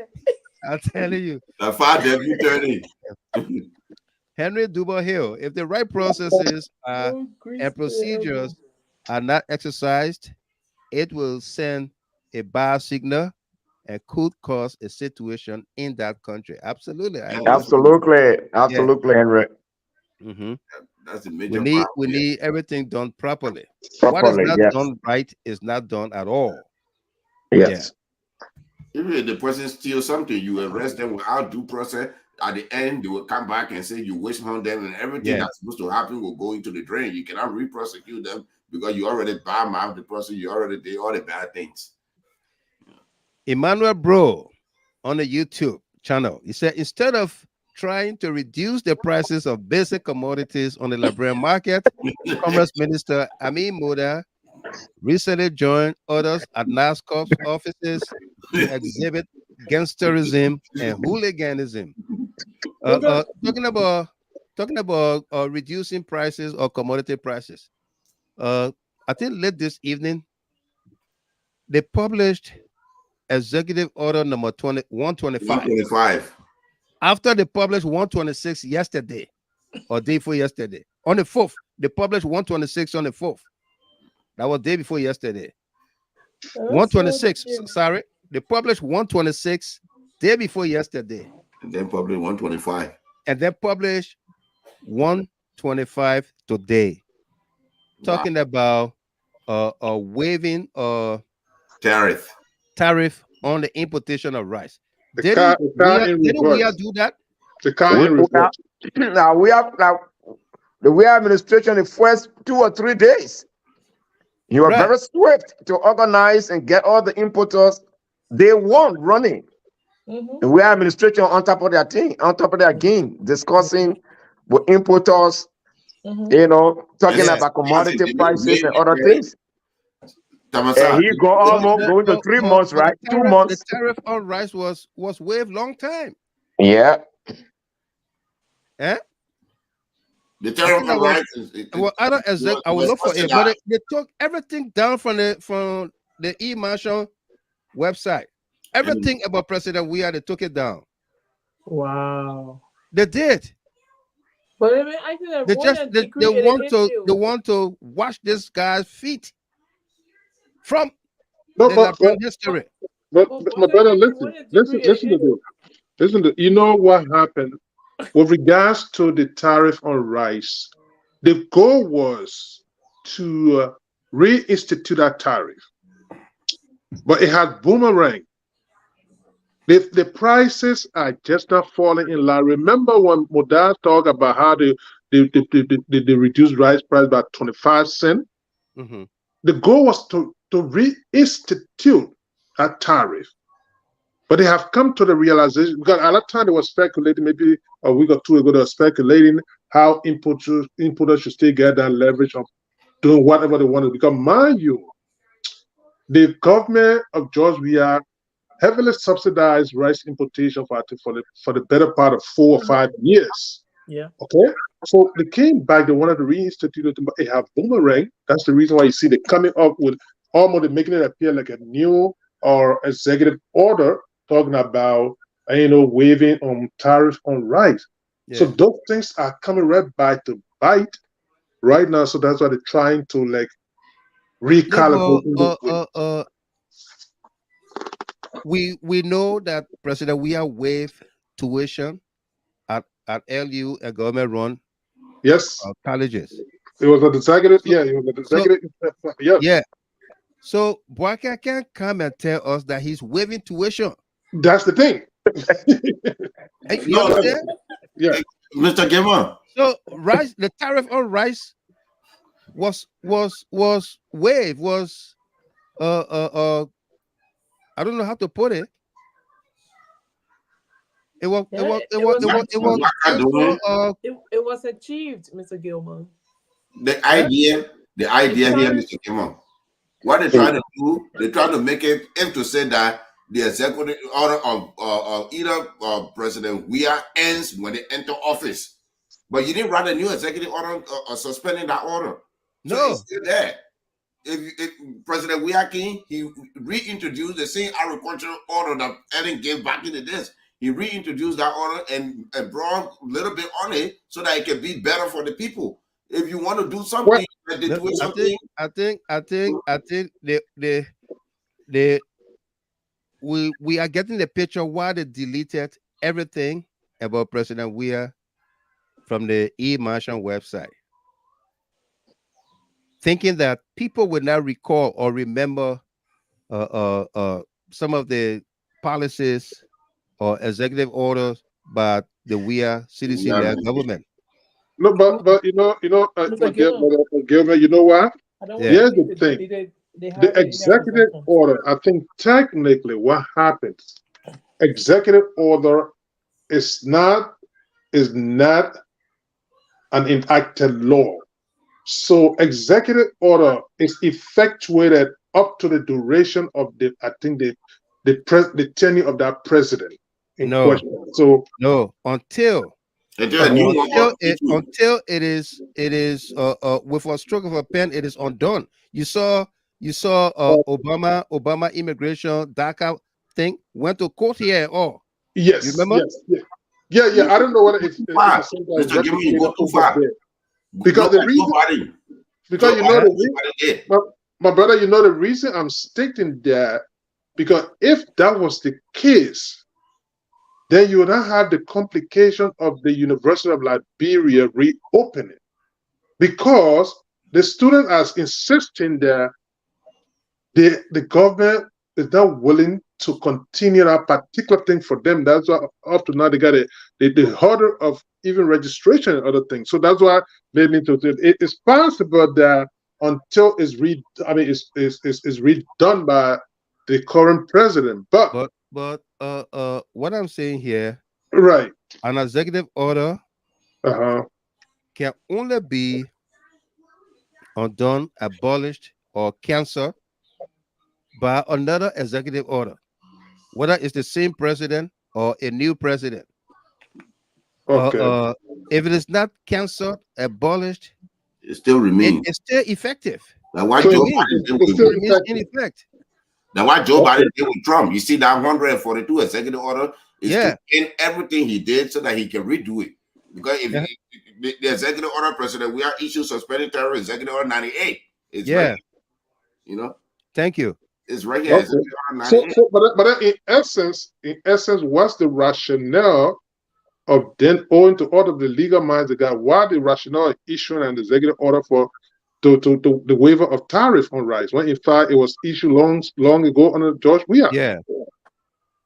And, so I mean, there's a lot of confusion on all of these legal issues that they're making it to appear right now. And it's mind-boggling for me, quite honestly.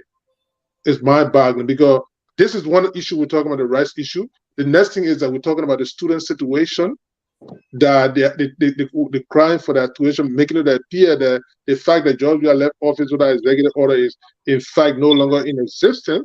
That's where I was coming from, you know. Right. So I don't know, because if you go to AB, you talking about that? These are the guy that took a senator, the former chairman, go to Narscope to I know Bumbaso. Somebody didn't care about the law. They don't even say know the law. But when you to go, you don't have to expose her to that. You don't have to, you want the legal, the right thing to happen. If you knew the right thing, why were you there to scare the lady? If you knew the right thing. Right. The executive order on 98, it had no expiration date on the executive order. Do not have expiration date. You see, I think Toto is saying the same thing. That's like where I was coming from, because I think it has a kind of duration, because I don't think it goes on in perpetuity. It ends with another executive order. Right. So, but another executive order. It's not because a legislature. Ellie issue almost 90 some more executive order. In 12 years. Right. And those things still stand today. Right. It's possible. It's possible. It's possible. But the way they go is like, I don't know what I was calling some level of duplicity or whatever it is, or I don't know what's going on over there, because if those things appear, the fact that they deleted those things maybe is not giving an history to go back to say, oh no, but our predecessor did this already and they're doing the same old thing. So it kind of a little bit, I mean, it's just a confusion over there. So I mean, to put it mildly, you know, it is. No, it's not confusion. Those guys know what they're doing. AB, they knew exactly what they're doing, but who they're trying to do it to is the Liberian people. They are peeing in our faces, but they will tell you, say, "Don't worry, it's raining." No, we know the different way. It's raining and when you pee. So don't do that. You know, listen, my brother, just before we proceed, Brother Goodman, I see Solo. His name, he's been referred to as pro-government. GST panelist. Yes. Now, is he the pro-government analyst here, pro-government, UP government, or what? No. I bet pro-government on my part, and I still remain pro-government. My loyalty is to the country. My loyalty is to the country. So even what kind of my father knows me. I know. I was angry about it. You know? Because it's a pro-government, and somebody look at it. I lost my job already. If I pro-government, I go the route, go there, I already lost my job. I nomination on who right now for a statement. Yeah. That time about the ticket booth, the narrow ticket booth are there. Absolutely. So, folks, again, welcome. George Solo said, don't mind Solo. George Toto said, don't mind Solo. Even George know me. He told me about issue. He knows. I'm a senior brother there. He knows. But we still have to hold the government fee. I pro-government. But the law, my argument here is the legality of this executive order. The executive order appear to be illegal. It's pinching on the right of the citizen for due process. You know, right. They need to do it. But again, it's not strange. These are the same group of people that nominated one person to two different positions. Yeah, it's not strange. I know. What a guy named Tucker. Yeah. They appointed him twice to the same position. on February 27. Right. And on that list of almost 140 people names, his name was number 99. Yeah. Yeah. Then March 4th, they appointed him again. Yeah. To the same position, his name number 4. When people started making noise about it, then they changed the press release. Yeah, they changed it. So it's not a strange thing. They will continue. They wanted to pull wanted to put George Lobo name there, but they forgot. Yeah, I mean, no brother there also. yeah, I know. They wanted to put George Lobo name there, but they But hey, you forgot. never know. Maybe George Lobo going to go to maritime. Mr. Gibbon, even there's so many executive orders for those terrorists. There's also executive 113 suspending import tariff against all rights with in combination with 114 of the West Africa Police Information System. So the president been issuing executive order for the tariff to be suspended. It's not just one time he did it. The 98 was the first one. Then he got 113 here, which is done in 2023 when you were in January. So Right. if you That's my point, because the duration, it has a duration. That's my point, because that's why he kept issuing it. And because like it was never enacted as a law. That's the reason. But I don't think it's an open-ended thing, especially for a succeeding government. Mm-hmm. Yeah. Yep. It's not easy. No, it's not easy. But it's good. It's good that we're highlighting these things. Mm-hmm. Yeah. Absolutely. I have to study the executive order duration sometimes when I come back to have more knowledge on it. Exactly. Constitutionally. Oh yeah. My camera without my input. Can you guys still see it? But I can't see myself on camera. No, you're frozen on YouTube. You're frozen on YouTube. I'm still on YouTube. Yeah, you're frozen. You're frozen on the screen here. Yeah. Yeah, on YouTube. Yeah. Okay, so that means everybody. So I will go out and come back. All right. We'll be there to hold it. Put the toe booth up before you go. The ticket booth. The I'm gonna put it up. Yeah, put the toe booth up before you go. This is a major development for the country. This is the. I see why AB really ask you, are you really a pro government? Yeah, pro government. The government does the right thing. We gotta praise the government. We got a ticket booth. That's a major national development that affected people in Grangida County, in Lofa County, in Sano County. We got a toll booth by SKD. That's a good thing. I spoke about that too today. But let it be don't bribe the police across the country. It shouldn't be just an ERW intersection. Don't bribe the police. Make a law that when somebody bribe the police, you go to jail. Don't just put a login on it. Don't bribe the police. Right. Who are you talking to? Who you talking to? That not ordinary citizen bribe the police. That your own government official with deep pocket do bribe the police. You know who I am, people. So you guys go ahead. Let me reboot this, okay? All right. Yeah. Thank you. AB, the toll booth. AB, for me, the toll booth is not a bad idea. It is a bad idea, Muslim. Wait now, let me learn. Let me learn. Go ahead. The reason why I said it's not a bad idea is based on the leader himself. He's not an innovative dude. This dude does not even know how to build a kitchen. He does not know how to build a pavement to any village road. So the fact that somebody can tell him that this booth is something of importance, and he adhered to that, it means it's not a bad idea.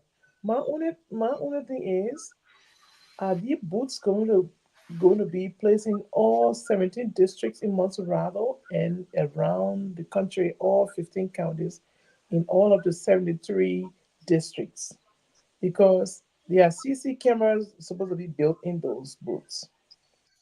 And if that's the case, you just have to add some, like somebody said, add grease to the elbow. They just need to modify it. When they modify it, it probably stand out. But on the line of development, you can forget about Joseph Boakai being a developmental leader. He doesn't have it like that. Okay. And he's an old school. Oh no. His brains are all way back in a PRC government, because these are the PRC acts that he's trying to bring back to life now. Those are all things that have been being Are you passed. good, Mr. Gilman? You good now? Right. And as You know the boot? The as boot, I the boot learned, disappear. Yeah, read the I book. can But see it. Yeah.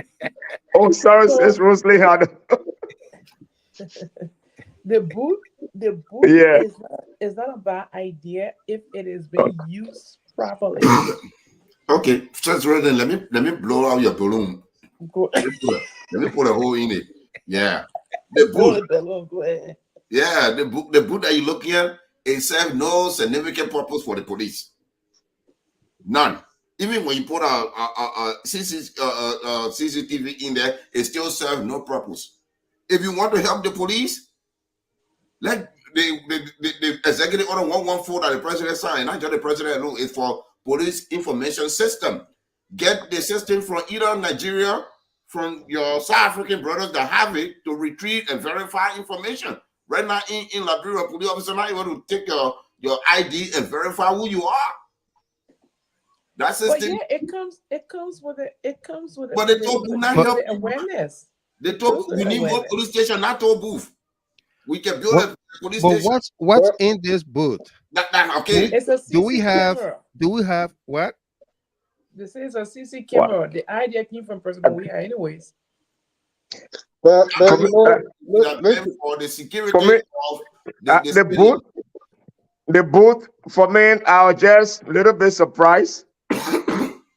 I don't know, for president to go dedicated the boot, you know, I mean, it's That's you part of the know, 100-day deliverable, Tamasa. yeah. I mean, this boot, the boot is for president to go. I mean, the big boot where if they put it out, just go call Ruby on this stomach. But to see president in, you know, the sun about 100 degrees, you know, the old man in You remember coat the suit. well? You remember the hand pump he dedicated? Yeah, I mean, so it was just strange to me to see whole president. You talking about the boot, Eh? the whole president to go dedicate boot. listen, I mean, that was just surprise to me. Amy, I mean, so I want to know how much that boot costs. Because yeah, I mean, why president will go there you car and you know how much gasoline for convoy to come on the street? That to just the boot. I mean, it just expensive for Boakai to go to that. I mean, yeah. So hello? I said, Roslyn said, no, the old man, I think he doesn't know development. So any little thing can trickle him. But this, I mean, for president to go and dedicate this for us 100 days, you know, I don't know. I think maybe the only thing, maybe the sun, and maybe when it rains, then at least the police can go into that boat. How many people? Yeah, you know, at least. But Delano, hello? Are But you there? yeah, But listen, Delano, guys, here's the thing. Mm-hmm.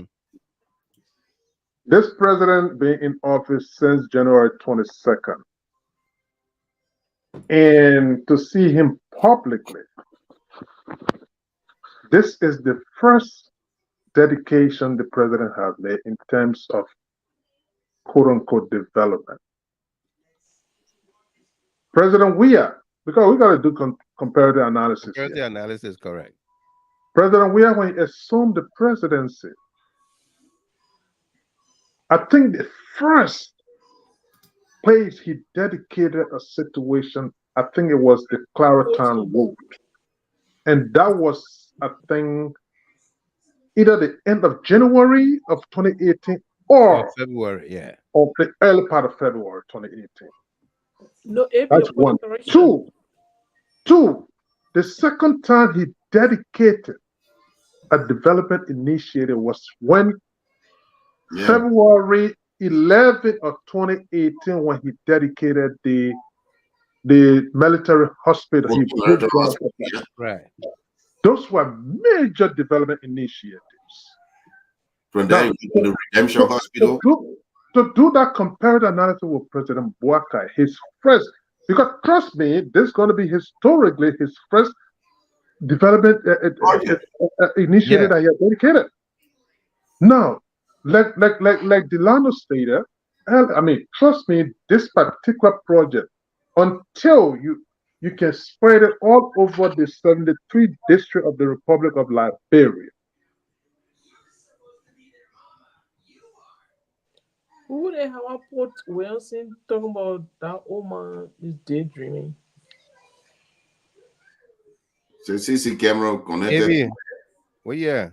I'm very confused about that kid of I don't know what that old man is daydreaming about. Well, we don't talk to panelists here like that, Mr. Gilmore. No. Well, good thing I'm not the host. How I put what you know about anything before you want to put him on me? You know anything? They standing married gun. You know anything? You Right. put him on me. They I will will lost tell you what a AB. CC camera. Oh, we lost AB, right? Yeah, But I think if you were driving, somewhere very, He's still very, on very, there. very, that competitive analysis was very brilliant. Yeah, because Hello? Because Yeah, yeah. AB. Yeah, But why they yeah, hijack you, Eddie? sorry, yes, I mean. Yeah, so Or I'm the sorry. Boakai men penetrated the home? No, I was just trying to look at that comment by Howard Port. My dear sister Howard, here we tolerate views and opposing views, but we gotta respect our panelists and even the viewers. We will not condone people coming here to denigrate or call people names here. We gotta be respectful of people, please. Right. So it was good that Brother Gamer you highlighted that, Mm-hmm. but I don't know whether from what perspective you are speaking, how I put or speaking from, but I don't think it's the prudent thing to do to be disrespectful to panelists or analysts on the show, even the listeners. I don't think we should condone that. So, my dear Howard, please take by your word. And do you want to speak He anything made a to my correction dear there. She said sister? she was said she's driving. sorry. That's a mistake. Yeah, Oh, okay. Thank you very Yeah. much, Howard. We Thank you, appreciate man. the correction. All we want. Thank you. Yeah. So again, back to the analysis I was trying to make. Historically, those things are being documented, Mm-hmm. and to tell us that President Boakai first, Major, because here is the president. Historically, he's the first president to cancel the Armed Forces The Day Armed Forces Day of the celebration. Republic. Yeah. He's the first. Very He first. is the first to do that. We're not talking about wartime where we never had the opportunity to celebrate it. He's the first to do that. The first to do that. And AB, you there? What's going on with my stuff there? I think let me go in and come out, okay? yeah, go back. Alright. Yeah. Yeah, so yeah, you can Go continue. in Let me and go in. out the window. Go I don't- in and out the window. You be All happy. right. I'll be back. Yeah, All right. the Ghanaian. And another dedication was Eh? supporting military. Rosalie. Yeah, Rosalie, you know that song?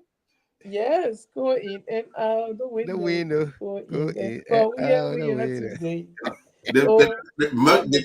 most of those projects that he to show you. Mr. Gilmore, says They Roslyn, give him if too you much. listen to the comedians in Nigeria, when they comparing Boakai thing, that you will see this is the thing they stick on.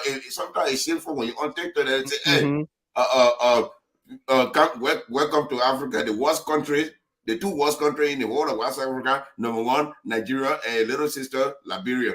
In Nigeria, we got Tinubu that's sleeping, and we got the other president in Liberia sleeping. Their first development is this. They're going to show that Tobu with Boakai lady. I don't know how to get it. They are so creative.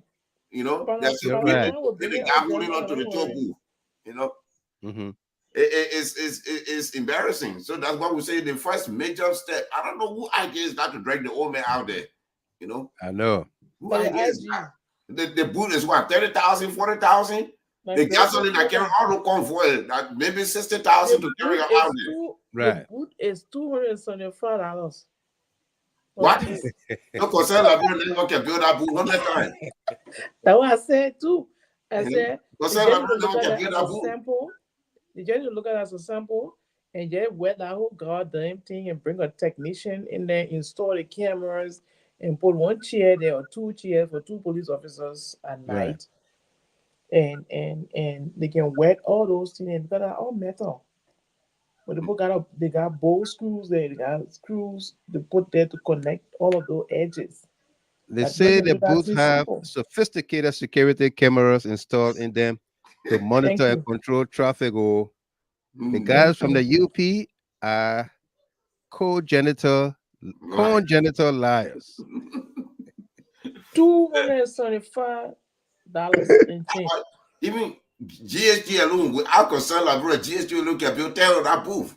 Right now, if Mr. Giver say we'll build a police boot, I guarantee you, by Monday we'll have the money to build that boot 10 times. You know, so Yeah, that's but the boot, our boot will go take president from executive marshal. I don't know what we are on the president right now. The Boakai. degree almost 120. It's in the police that the executive police that would have gone down there, get me speeches, get me a short speech, and got the rubbing. I was taking days across the country, and that's it. Send the city mayor. Send the city mayor to Massa. Exactly. Send the city mayor. I mean, whole president, they kind of boot. I mean, it's simple. You can't do that. Development there. Doesn't know about development. I keep telling you. No, says running. He do know about development, but he does not. Don't get him. Let me tell you, says running. The man appointed new city mayor, right? Going around town reviewing all the things. You would have given him that pencil, say, my man, go there, your first thing over there. That way, even because he's a city mayor, it boosts his morale with the people that own that city mayor put it in there. But he don't want anybody to take credit. Wouldn't he alone will take the credit for it? Hey, Mr. Gimmer, said this. Eh?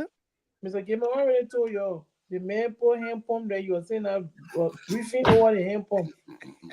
Because I know Mr. Gimmer looking for the photo for it. Don't really hand pump in here. Because the moment he said it, people pick it up here, they start talking about it. I think somebody was talking about the hand pump. Yeah. So, hand pump in here. That the Papa Aaron Dillon. Right, he's limited to small thing. He doesn't know about grand style development. What we elect him for the grand style, that are his own personal money. Darren Dillon said this thing, and then what happened? Darren Dillon said, Joe, he raised up the next generation hand. He create new leadership. But now our people will carry their portfolio until the day we die. Sarah Dopo singing the song too. Go in and out the window. Go in. Well, we are today. Oh, I met my aunt to show you. Mrs. Gilmore got in his sister. That's why you know all the girls. I know all this song there. All right. Trouble. Musa Brown, but man, you been on the show forever. You won't call, you call, but you gotta listen when we call your name so that you can talk. The other day we call you couldn't say anything. You was scared. Yeah, I don't know. Scared. You don't know what to say. What do you have to defend back away? Like what are you thinking? You know, you don't have to defend the man. You can still say what you want to say, you know? Right. So we're gonna open up the lines here. We're going 2 hours and 7 minutes. We're gonna open up the lines here for another 20 or so minutes. If you want to partake, you can call us here and be a part of the show, okay? Yeah. Our lines are open 313-957-9702, both WhatsApp and direct. Call us here and be a part of the show. What interests you the most on the show here tonight? Your contribution and everything. Let's go to the lines and welcome Musa Brown. Musa, welcome. Hey, Mr. Kimon, how you doing? Good. Thank you guys for the show. I'm not scared. You understand, but last night I was at work and I just knocked up driving, so I couldn't. I hang up at then. Right. You know, our country, our people can act before they regret. That's the kind of country we're in. They will say, and I will always tell people, Mr. Gilman, the thing they can say, if I would know, in the Liberian English, if I would know. No, like, if I would know. Yeah, if I would, yeah. If I would know, can come before you act. And that's the reason why anytime you want to take decision, wait, sit down. Or you even angry, where you rest. Take a deep breath before you take that decision. This is the second decision that the Liberians are taking, and they even reach 2 hours, 2 minutes. They regret the decisions. supposed to sit in their corner with shame. They regret their decision. Yeah. The decision to elect Darius DeLong as a senator in Liberia. Mm-hmm. Today, there are people who can never get over it. No. And a decision to look between people who are in their 50s, in their 60s, and you take a 80-year-old man as a president, you choose him. That man came to you and told you that I worked for 42 years. I worked for 12 years as a vice president. Today, I was not able to manage what I earned as even a salary. So I live alone. Yes. But I'm able to control a country. That man told you that. You still sat down there and make a decision that you will elect such a person. You look around the person, their life, when it comes to development, just as Rosalind was saying,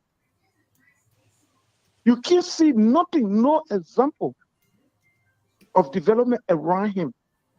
You still go there and say, even in a casket, was that anger? No, it was not.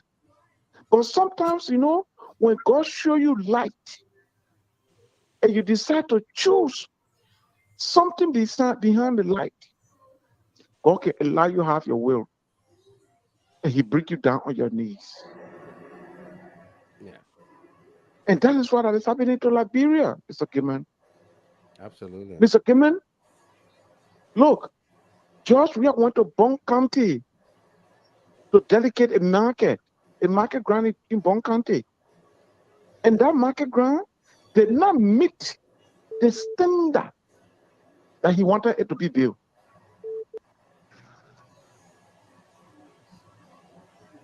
He turned around, the comfort turned around, he told the people, said, no, this is not what I meant. Even that in the village, I put this only there, this is not it. Mr. Kimman, that boot, me right here, my 2 we pay can be far. No joke about it. For somebody to come and stay. Look at the cost attached to that boot. 35,000 United States dollars. Yeah. That's a lot. What are you doing? What Gregory Coleman they try to tell the Liberian people?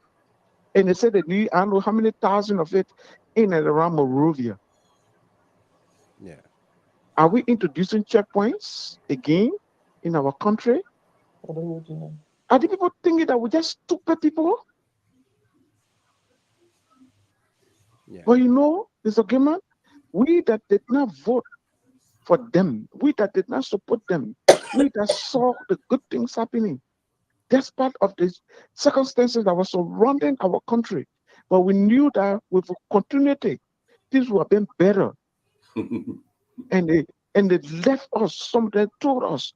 Mr. Gaiman, I got one of my brothers that is calling me every night, every day, call me 2 or 3 times. This is the man that was in the campaign leave of Joseph Boakai. He was campaigning for Daba Vapla in Ketman. He went on a show, and I called on that show. I told him, I said, stop, you're making a mistake. This is the man that called me every night to send his school fees for his children, 2 of his children out of school. Wow. And I asked him a question. But Joseph Boakai, I won. Daba Vapla, I won. I said that you still calling me. I can't sleep. I got to do 16-hour cleaning poo-poo. Mr. Kimman. And this is the situation. So not go, okay, a lot of people, look, Liberians are getting to realize that we slide out of blessing. Yeah. They say you can be in good home and bad home calling you. That is what Liberians have done to themselves. We will continue to regret the actions. All we need to do is to pray for our country, Mr. Kimman. Absolutely. That God gave us a leadership that will be God-fearing, a leadership. But Mr. Kimman, look, for the very first time in the history of our country, let's forget about national issues.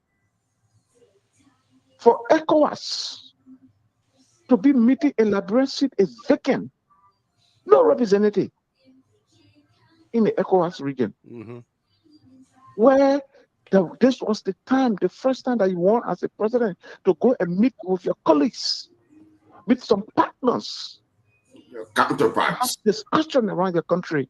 Mr. Kima, well, Yaka Koruba said the may not even get contact in Guinea. And that's true. Wow. And people say he have wisdom, but this is the man that have wisdom that appointed 3 persons to one position at the same time and withdrawing the names. This is the man that run the government, that the party chairman and some senators can take people and carry them to an agency or not tell you to change leadership. Yeah. Look, we are really in trouble, and we have to pray that God remove this dark cloud. It's like God show all the sound. But we refuse, like people refuse. Remember, Mr. Gilman, that before, what was it? There was a meeting at the mansion. The cloud surrounded you. Mr. Gilman, you still got that picture in GST. The cloud surrounded. There was a cloud. There was like a rainbow run over the mansion. People saw that sound. There were many sounds showing. People saw it, but they denied. A bishop came up from Ghana and said, look, he said, John, we should do everything to win the election. Otherwise, Liberia will eat sand. And people took that word to be joke.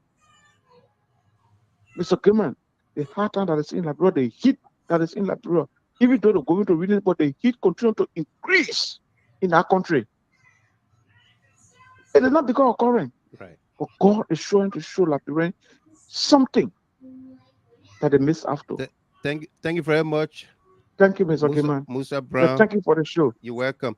And the police director, he want us to help you. We can help him based on the boot. Okay. Instead of paying $30,000 for one. Okay. Yeah.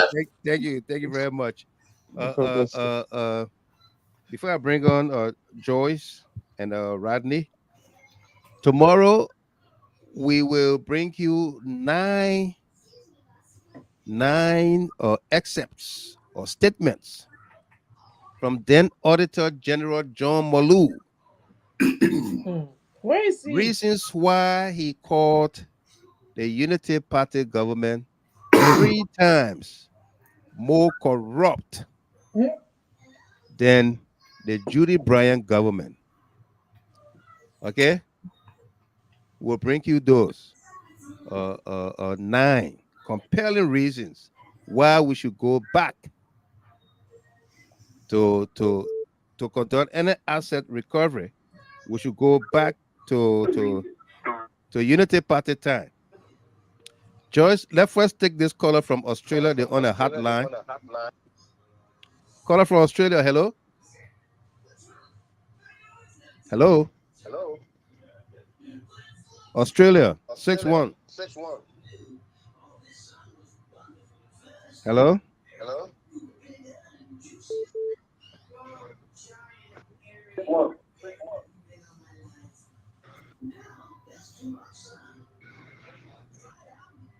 Hello, caller from Australia. Yeah, hello, Mr. Kimo. Hello? Yeah, hello. Yeah, turn the video off. Just. Oh.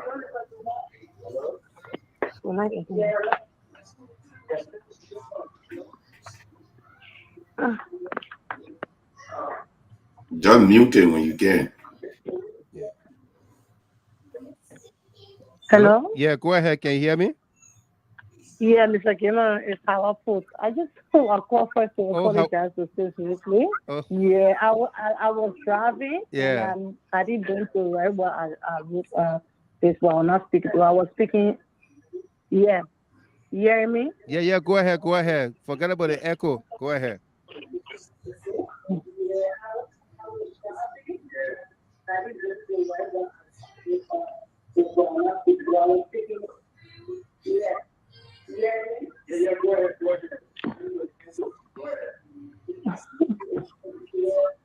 Okay, Mr. Kima, I just don't really know what's the main reason why they build that booth, because I can't understand anything concerning that booth. Right. The booth, I don't know if it cost that amount they say, and Somebody phone is. Somebody phone open. Yeah, I think she's listening to herself.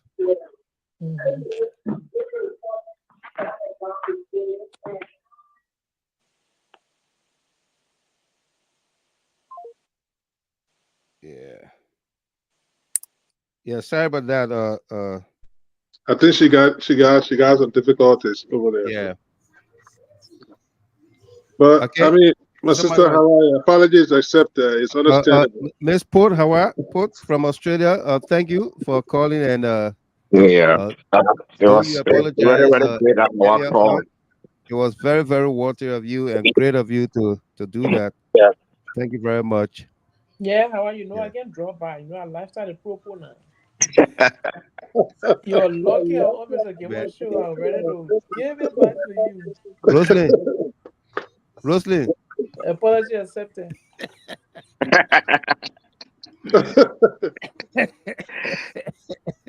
Yeah. Yeah, so I was saying that tomorrow we'll come up with nine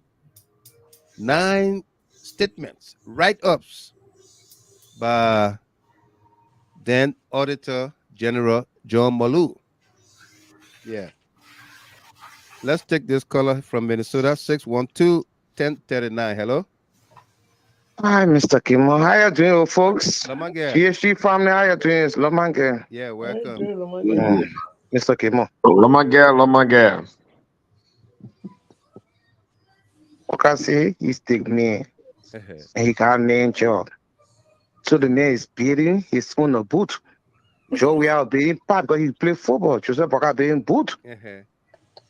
So we accept it because like where they did so good, they can come and get pregnant here, cuckoo. Oh shit! In that boot, they were like Boston. John Lomange get out. Yeah. I'm telling you. What I even said, thank you. Lomange, not you, John, I don't want to get thing now. Joseph, Boka na baby. Boka na baby. See, Boka stood up. Boka na baby today. The two picture you're leaning way. Boka get this sense of Boka get this thing. It's stressful, la bro. You need 3 months. You already stressful. Yeah, la bro. Inside Mr. Boka, Mr. Gamer, you know, I'll listen to everything Joseph Boka doing. Is witch hunt. Everything Joseph Boka doing is hatred. Joseph Boka is now ruining the country with peace. He ruined the country like revenge. Our president, I've been trying to be president. You've been suppressing me. Now that I'm president, I will revenge on every one of you. The people in TPS in January, February, in March, they ain't talking about you talking about freezing people there, see people that passport. And when I even go lofa to that green bidding because they stole government money and the other people they ain't pay. Yeah, one job at this hour, job we are in a chair. And nobody protested. And nobody protested. But I mean, already they had 3 different protests already. People are in the nurses are in the street for salary. The major when you just travel one place, keep my ever happy. You what you go do in Guinea? I don't know Arico in Guinea. Where you gonna get money from the pay the people? You go Arico. You go Arico. Where you gonna get money from the pay the civil servant? There? People need that money. You know, the Liberians. I said it yesterday on Jonas Show. I said the politicians, the weakest people in Liberia. They lie so much to the citizens and meaning to hit each other. Joyce, in the wicked part, everybody they say the wickedliest. they last so much until they made it brothers and sisters and hate each other. You and myself to play NAFO, you myself to play soccer on the 4 feet, but because you wear green and wear blue, you take against me because of the law. None of them, like when I walk in the street, you bending your head down because you're so embarrassed. You're so embarrassed because those people then they got the money. You have been a senator for 9 years, some of them for 6 years. They're not looking back. They're sad check. They're gonna be enjoying. They're gonna be laughing at you. Now we're kidding each other. But we just wanted to say, my family they need to take pay. Their children they need to go to school. The article, he go him bring money back. When Weah sneeze, he can bring money. When he went for football, the Weah football general, you can call him passing on the street, he brought money back. Your car something good. The pack that he do, your put that you say $35,000. One was there for two, I do 6 overtime and pay 20. Mr. Kema, I saw that thing. I started to wear I clean my closet. When I clean, I went in the bathroom and wash it with soap and water to see that Joseph Boakai was sitting there to dedicate that trash. Dennis said, "Don't bribe the police." Yeah. Who the one bribing now? They don't want to show you the help of bribe. So no, that's a confirmation by the Boakai government that under his administration, the police are not being bribed. They been taking pay. Yeah. You tell that 35,000 are going to build that Zogo there motel. You could tell that 35,000 to buy enough new uniform for the police there and boost and thing. Zogo motel. Just thank you, man. Go. 704-3223. Hello, is that Rodney? Yeah, Rodney, welcome. My phone can't take caller ID again. Oh, okay, no problem. Yeah. So how you doing? I'm partially devastated, but God will has been done. Who are you again? When you tell God to, when you tell God to, slaughter your enemy, that's why he got the most sense. He said, pray for your enemy, because when you ask for things from God, and he gave it, sometimes as a human, you can't take it. Right. But is that okay, man? Yeah. Randy, just 1 second. Hello? No, I found out. Oh, Miss Rogers. Yeah. Yeah, welcome. How you doing there from Australia? Yeah, I'm trying you and you. Not bad. Let's hear So you. I just reached home. I just see one police boot here. That's why I call you. Lama guess it that is Zogo there hotel, motel. Yeah. The Zogo get it. They won't read the book to you. I tell you, Mr. Kema. Oh, okay. Hold on. Yeah.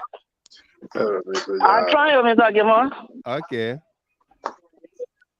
I just reached home that they want police boot. I think they boot say, oh, what more? And I just they Zogo there camp. That is Zogo area. I think so. See.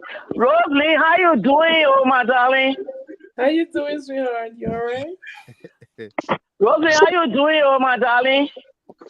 I'm good, thank you. She's not hearing me. She hearing you. She said she's responding.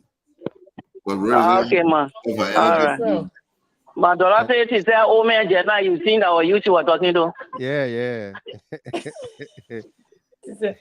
She said, "Oh man." But what a Buddha all over Maria. Guy there, I won. There you looking at. Yeah. I'm dreaming a mistake. I'm good. All right, Miss Rogers. Oh my God. Nice. Okay. Nice hearing you. It was great seeing you in Monrovia too. Okay. Yeah, me too. Yeah. Rodney, go ahead. Yeah. So there's a couple of the things I wanted to just stress on. You know how the old man couldn't go to the, how you call the thing? The ECOWAS meeting. ECOWAS meeting, the AU meeting. Yeah, all the AU thing. Right now, I believe that Papa is just testing how far his battery can go. When you see him going to, Guinea, that's the closest place. So then that's when he might just try, he will try somewhere a little farther. Somewhere a little farther again. So, like grasshopper. He happy from one to another. No, but Ryan dressing smoke more. But yeah, man. Today I shared that video of the Claire Marie Hope City. Yeah, City of Hope. Yes, state of hope. What pains me, because I know the government is so irresponsible. This government, Mhm. and I believe that they don't even know where to start from. And we Exactly. laugh on it because there's nothing we can do again. We can't stop No. this. They are already in power. Yeah. We laugh on it because it's not like we did not, you guys did not warn Liberians about what it was putting your hands into. Mhm. And that's why even if CDC do not join the other Liberians, because they are still Liberians, the other Liberians, if CDC do not join them to protest, they themselves will be protesting. They will be saying, "Oh, they already started. Oh, you said you were going to rescue us." That's what will be the how you call it. CDC just need to sit at home, because the things that are coming for the Liberians that they have not even seen yet, and the reason why they are not protesting early right now, because 2 months now, Yeah. is because they are very, very, very, very, very ashamed to get on the street. Yeah. They are embarrassed to go on the street and say, "Oh, this one happening," and the shame will catch up with them when they're gone 4 months, and Joe Baca don't even have his whole cabinet, the whole cabinet completed yet. I was worrying. I'm like, how the people then going to run this place? Didn't know why they were more us outsourcing money to build this place, and they left it with them. That place is going to be in ruin. Beautiful place. If they would carry their children to go run that place, they can't run it, because we're talking about international standard. That's what President Weah was giving to that country. International standard. Look at that. Look at that That's a fact. Ewa Road Yeah. at Junction. It's sad. It's sad. It's sad. Liberia has gone. Not even all Liberia will go back. Liberia has gone back 15 steps from where President Weah was going to pick it up after election, and just continue forwarding the development. Then you want to come talk about war crime score? Yeah, war crime score. I mean, right now, every country, just look around the world, not around Africa, every country trying to grab onto the modern system, and we are talking about, somebody who can even in 1 month create a system that we even say, yeah, they may even Cyril, even though we talk about it, but let's just look at him this way. Right. Mr. Gilman, it is sad. When I say sad, it's so sad. It's so sad to me. To me, I can just sit and watch and laugh. If you look at my comments, I don't have too much to say again. We said this for 6 years. We did. We expected Liberians to listen, because we saw these things. We were giving evidence. You were giving right-hand evidence. DeLone is a direct example of why they shouldn't have elected this old man with a lot of irresponsible adults behind him. Now all they want is seek the glory. And the glory is what? It's not the fame. No. It's money. It's money. Thank you Yeah. very much. I'm sorry, man. No doubt. Thank you. Rodney Peabody, thank you very much. Or Rodney Job, North Carolina. Let's begin to take our closing statements here. A minute each, please, folks.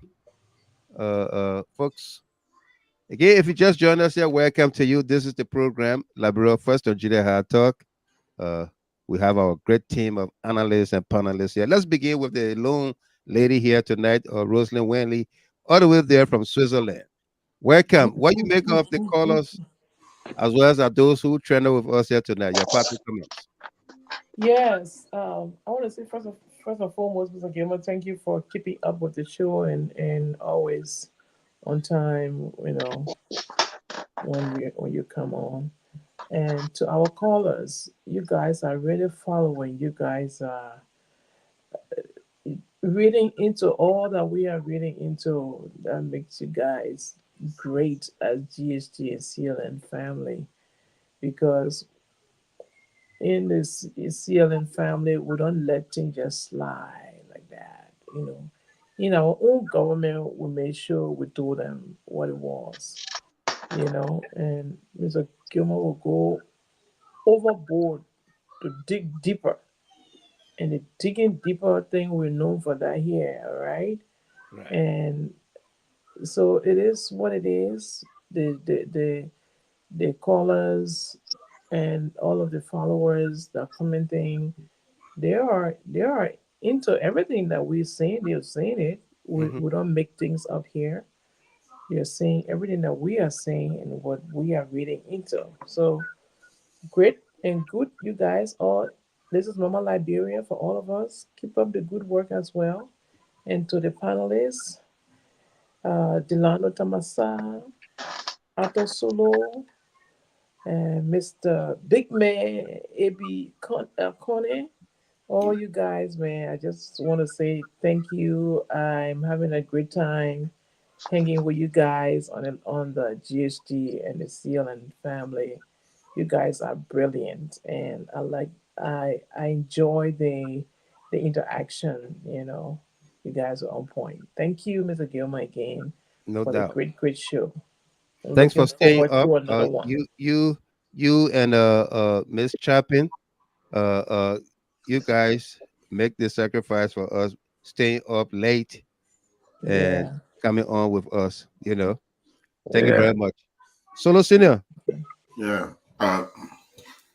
Thank you, Pat Gilmer, and our lone wolf lady. Thank you. Maybe Wolf Lady or Wolf Blitzer? I don't want to take the place on you. Yeah. So, Like a little wolf. yeah, the lone little wolf. Yeah, Yeah. It's good that we are here. But we've been here for long. Like I said, we've been here. We've been preaching the message to our people. One thing clearly I want to say tonight, that the executive order 126 is illegal. They need to revisit that executive order because it's very much bad that we will arrest people, throw them in jail before we go investigate. That's not how the law works in Liberia. That's not yeah, let go get AB because AB and I, we have a misunderstanding, or you were in government or in opposition. You'll get it like the man up. Then we go by 3 years to go investigate. Say, my man AB, we made a mistake, man, come out. Yeah. It's bad. It's very bad. We'll launch the Innocent Project to free people like that. This is what CLA is for. CLA is going to launch the Innocent Project to go counter that executive order, because if this is allowed to continue, Mr. Gilman, this is just the first step of the executive order. There'll be more to come. The one that remains, if you ever join the CDC, you will be arrested. They're coming. Because the people, their framework already stated what they would do when they get in government, and why they went to Narascope, they trying to boot out the lady. That even when you are not part of a town chief position, you will not get it. You'll not get it. You will not get it. Yeah. So this guy, I don't know. I know that Boakai might be somewhat asleep, but I don't think he falling asleep. But if you fall asleep, you need to wake up, because the cop is sitting right on your head. You the leader.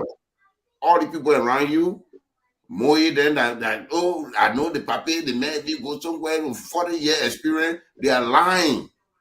They are lying to you. They are destroying the fabric for our country. They are destroying the socio-economic. Look at our friends around us. Look at Cote d'Ivoire. Are you going to? The people don't have blinking electricity problem. The electricity is still on. They have Wi-Fi in their McDonald's then. I want to tell you, they are mini restaurants.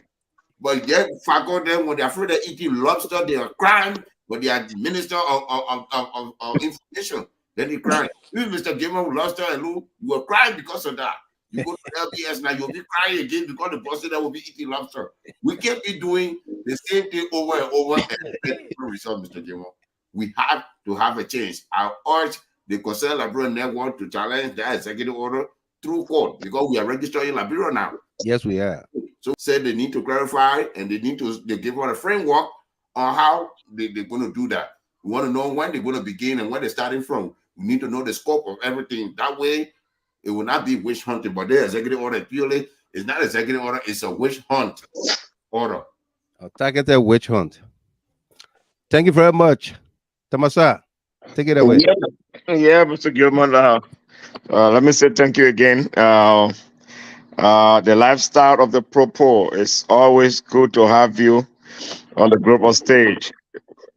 Mr. Gilman, the entire executive order it undermines the quest and the craving of all Liberians to make sure that we find the lost asset of our country.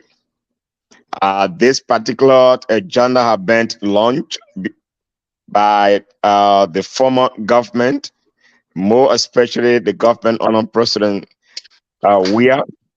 We believe that if Boakai is sincere, if Boakai really wants that the hidden wealth of our country be restored or be returned, we think that he should go and see how it started and where these people stop.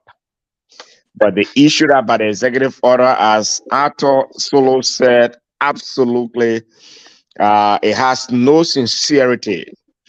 It is clearly, trying to just use a means that because people want to see this asset recovery, and the Boakai, system should not undermine that. Because our executive order is not an executive order, it's the Boakai order. And we think that when they are very sincere to pursue these things, I think they need to go back to the drawing board. The issue about the boot, I think President Weah have lifted the bar. The bar President Weah have lifted, it is so huge. It will be a serious tax for the Boakai administration to even come close. So to the extent that they are worried that the man will go up in a boat and the president will come honor a degree of 110 with Kosu and necktie to go and dedicate it, something that a police director or deputy police director or city mayor can do. But we think they need to step up. The issue has to do with the 7-7 pit. It's very cardinal. They are very shame, as Musa said, they are very confused and embarrassed. The nurses now, they are bending their heads. They can't come up now to say clearly that we don't have money. No. But we are watching them. We are looking now for 3, 4, 5 months to see how it goes. But as Liberians, let us rally against asset recovery and to bring the Boakai to book when they are going outside, going out of bounds, to put them to bounds and make sure that the laws be followed, that everything that needs to be done, especially when it comes to processes, is very, very important. I overemphasize that failures from wants to follow process, it leads to recklessness and embarrassment. So this is why the Boakai administration continue, to showcase. But this executive order is a total witch hunt, as we say, especially land 6. You cannot go and stop people without investigating, without just because you assume that the man is corrupt and you just go and buy him. Assumption, it is not evidence. So we know that, and so that Mr. Boakai go and redirect his path. But we know there's a rule there already been laid by President Weah. If they are sincere, let it go back. Thank you that you say you play Arthur Johnson whole activities to make sure that we all come back to speed as to where this stop. Is very important. Government is continuity. If you are sincere, go back to those that plot the map and see exactly where to stop, and then you can continue your journey. So thank you, the wise man, for the opportunity. It's always a humbling way to come and mingle with all the great people, A.B. Conant, Arthur Solo, the lifestyle of the Popo, one of the greatest in Europe, and now presiding now, on the show now is the wise man himself. It's always a great time to hang out with all of you. Thank you so much for the opportunity. Absolutely. Thank you very much, Delano Tamasa, senior analyst of the show here. BN Boakai Fofana. God gets patient. Yeah. Stanton Witherspoon, sophisticated bandit, con artist, and convicted criminal Witherspoon speaks poorly, but is celebrated. Whilst Mr. Gilman, who is informed, articulate, and eloquent, is not celebrated. What a society of mediocrity and mundanity. That's where we find ourselves, man. I really like that. I really read like this, and then maybe you're gonna take us home. This is from Emmanuel A. Payne, there from New Jersey. He is a former student who studied CCTV. I know that very camera comes with a variety of packages, like the lenses and length of distances the camera covers, also the image details or qualities that the camera produces, the quality of the camera in various ways of uses under the conditions of all weather. Emmanuel Payne, thank you. Abi, take it away from us. Yeah, my brother. Again, thanks for the time and the show. Another great night for all these powerful minds sitting here articulating, making analysis on our issues, the issues of our country, our dear country. My dear sister dedicating the time, stay in from Switzerland there. I don't know the time difference, but the fact, the commitment to Mama Liberia is highly appreciated. My dear sister Rosalind, let me take this time to commend you again. Of course, the constitutionalist, Grace Solo, and then you got our dear chair, our co-chair, powerful Delano Tamasa. It's good to see all of you again tonight, and whatever the little thing that we can do to help Mama Liberia, I think we should all commend ourselves and pat ourselves on the back for what we have done again tonight. Then, the greater occasion, you have all of these powerful callers. It's indicative of the fact that Liberians are highly entrenched into the well-being of their country. The body politics. The body politics of Liberia, and we got to be grateful that under President Weah's administration, I don't know of any president in the history of Liberia was highly scrutinized equal to President Weah. But that in itself today, the shoes is on the other foot, and we're going to do justice to what that president left for us. That is by holding the feet of our current government in power, headed by President Joseph Boakai. But again, my brother, like you stated, we have to do what we have to do for the common good of our dear country. No doubt. If things are going wrong, especially continuously issuing decrees or executive orders that, because decree actually was under a military government, that they didn't wait for any legislative enactment. They would just sit there and then issue that we're going to decree 88A and all this kind of thing that the country was being operated on. I think we are going back in the dark days for those kinds of things, especially the contemporary democracy that we find ourselves to have, and our executive order emanating from the executive mansion, especially with a line talking about if the need be to stop people from traveling, right, literally seizing their passport and other things, because that was it indicates that we're going to stop you until you're on an investigation. Even if the investigation is going to take 3 years, you're going to be sitting down here waiting. That's what it means. Waiting, yeah. And that's travesty of justice. I don't think even the courts in Liberia would tolerate that. I can tell you that squarely. Even if we don't speak on it, individuals are going to be affected by that. Trust me, they're going to seek redress from the courts, except where you saw the old man who Kwame West interview today? No, unfortunately, I didn't see that. Yeah, the old man can say a tolerate. I know, right? So primarily, my brother, the fact that those things will happen on the serious note is kind of draconian. I would classify that as it is, because if you should have quote unquote experienced hands at the helm of power, and those kind of statements are emanating, even if they are not effectuated, but they are emanating from there, it's very worrisome, and we got to speak on it and speak on it forcefully. We won't allow that to go unanswered.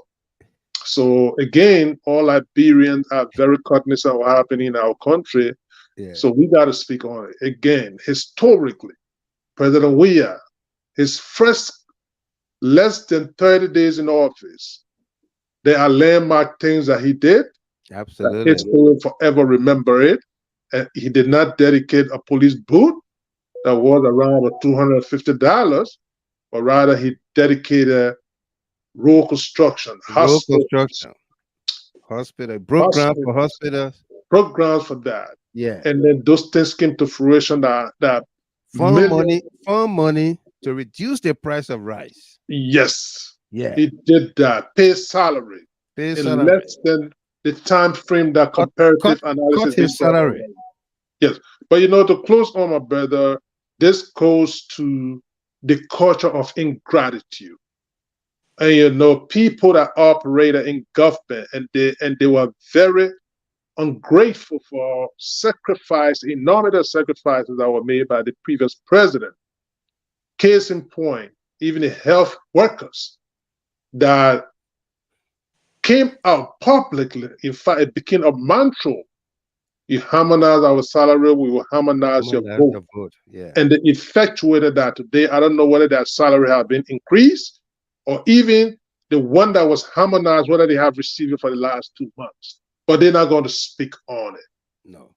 That's the essence of ingratitude. It has to be spoken. And for all of those that benefited, because a group of people that were not even on salary, they were not on payroll, but our president came and put them on payroll.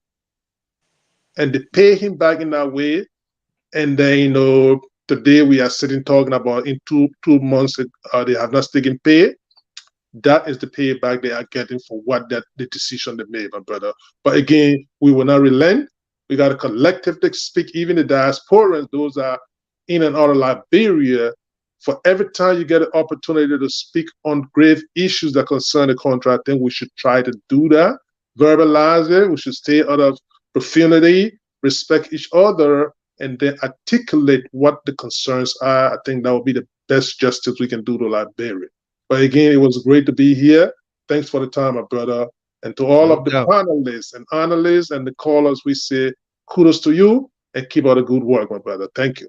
Absolutely. Thank you very much there. Our senior analyst, one of them, Abraham V. Conner from New Jersey there. I'd like to say thanks to all of you folks. Rosalind Wanley, again, Solo Senior, and Delano Tamasa. All of you callers into the show from as far as Australia. We got 2 callers from Australia tonight, across the United States and what have you. Those of you trending with us, say thank you. Again, tomorrow evening, we will be here and we will show you. First, we're going to publish that information from then Auditor General John Malou when he described the Salif and Boakai government, that government was 3 times more corrupt than Judy Bryant. All right. Reasons why we are saying the asset recovery should go back to the 12 years of Boakai and Salif, to the 6 years of Weah, and to now. Because right in the days of Boakai administration, before you even take the oath of office, monies for the districts, 50,000 or so, just disappear. People didn't get it. So you can't witch hunt people and think that the Liberian people are not listening, are not following what is obtaining in the country. All right. It's been a great evening, folks. Thanks for being there, being who you are. Again, congratulations to Teacher Light A.B. Weah for coming 3rd in the bar exam. He's now an attorney and waiting to be admitted into the bar, the Liberia National Bar, as well as, who knows, the Supreme Court. And he will be there for the poor people.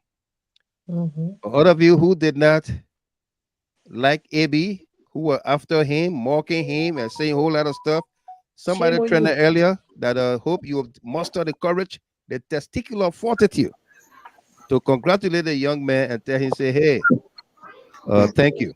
Other than that, the watchman of policy will be the first client for Teacher Light. to be No, our when it counsel. says Peter Yeah. 42, it need to muster the big balls. When the Yeah, ball big ball. goes through, Yeah. then you can Whether tell you the rolling most. it or you holding it or Whether anyway, you dragging it now, you whatever dragging it is, do. That's what it means. testicular fortitude. Yeah. Muster that. Did you Other like than the that, CLN lawyer now? other than that, you can fall down and die. Did you like that concern Liberian network lawyer now? We got lawyer Isa. Yeah, we got our lawyer now. We'll be the first client for Teach Your Life.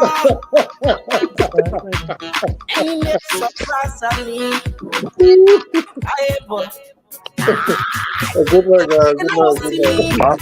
Okay, good night. See you. Then I won't hear me. Then I won't hear you. Then it for the end. For the end. Then it for the end. For the end. Then I won't see me. Then I won't see you. Then I won't hear me. Then I won't hear you. Then it for the end. For the end. Then it for the end. For the end. They play a living, they more than before. They play a working set, they more than before. The fool are eating power, they more than before. The car are driving, they more than before. So let it for the end. For the end. Let it for the end. For the end. Let it for the end. For the end. They more for the end. Aye boy. For the end. You don't want me go up there. You want it. You want fun. Every day like me, yo. Every day they talking about me, yo. They won't see you down. They don't want you fly. They want you da. Where they kudu kara giddy kara goro. I say every day like me, yo. Every day they talking about me, yo. Big dresses to play. Yeah. We play like one will go. Thank God you're not gone. You're not gone. Then I won't see me. Then I won't see you. Then I won't hear me. Then I won't hear you. Then it for the end. For the end. Then it for the end. For the end. Then I won't see me. Then I won't see you. Then I won't hear me. Then I won't hear you. Then it for the end. For the end. Then it for the end. For the end. They play a living. They more than before. They play a working set. They more than before. The fool are eating power. They more than before. The car are driving. They more than before. So let it for the end. For the end. Let it for the end. For the end. Let it for the end. For the end. They more for the end.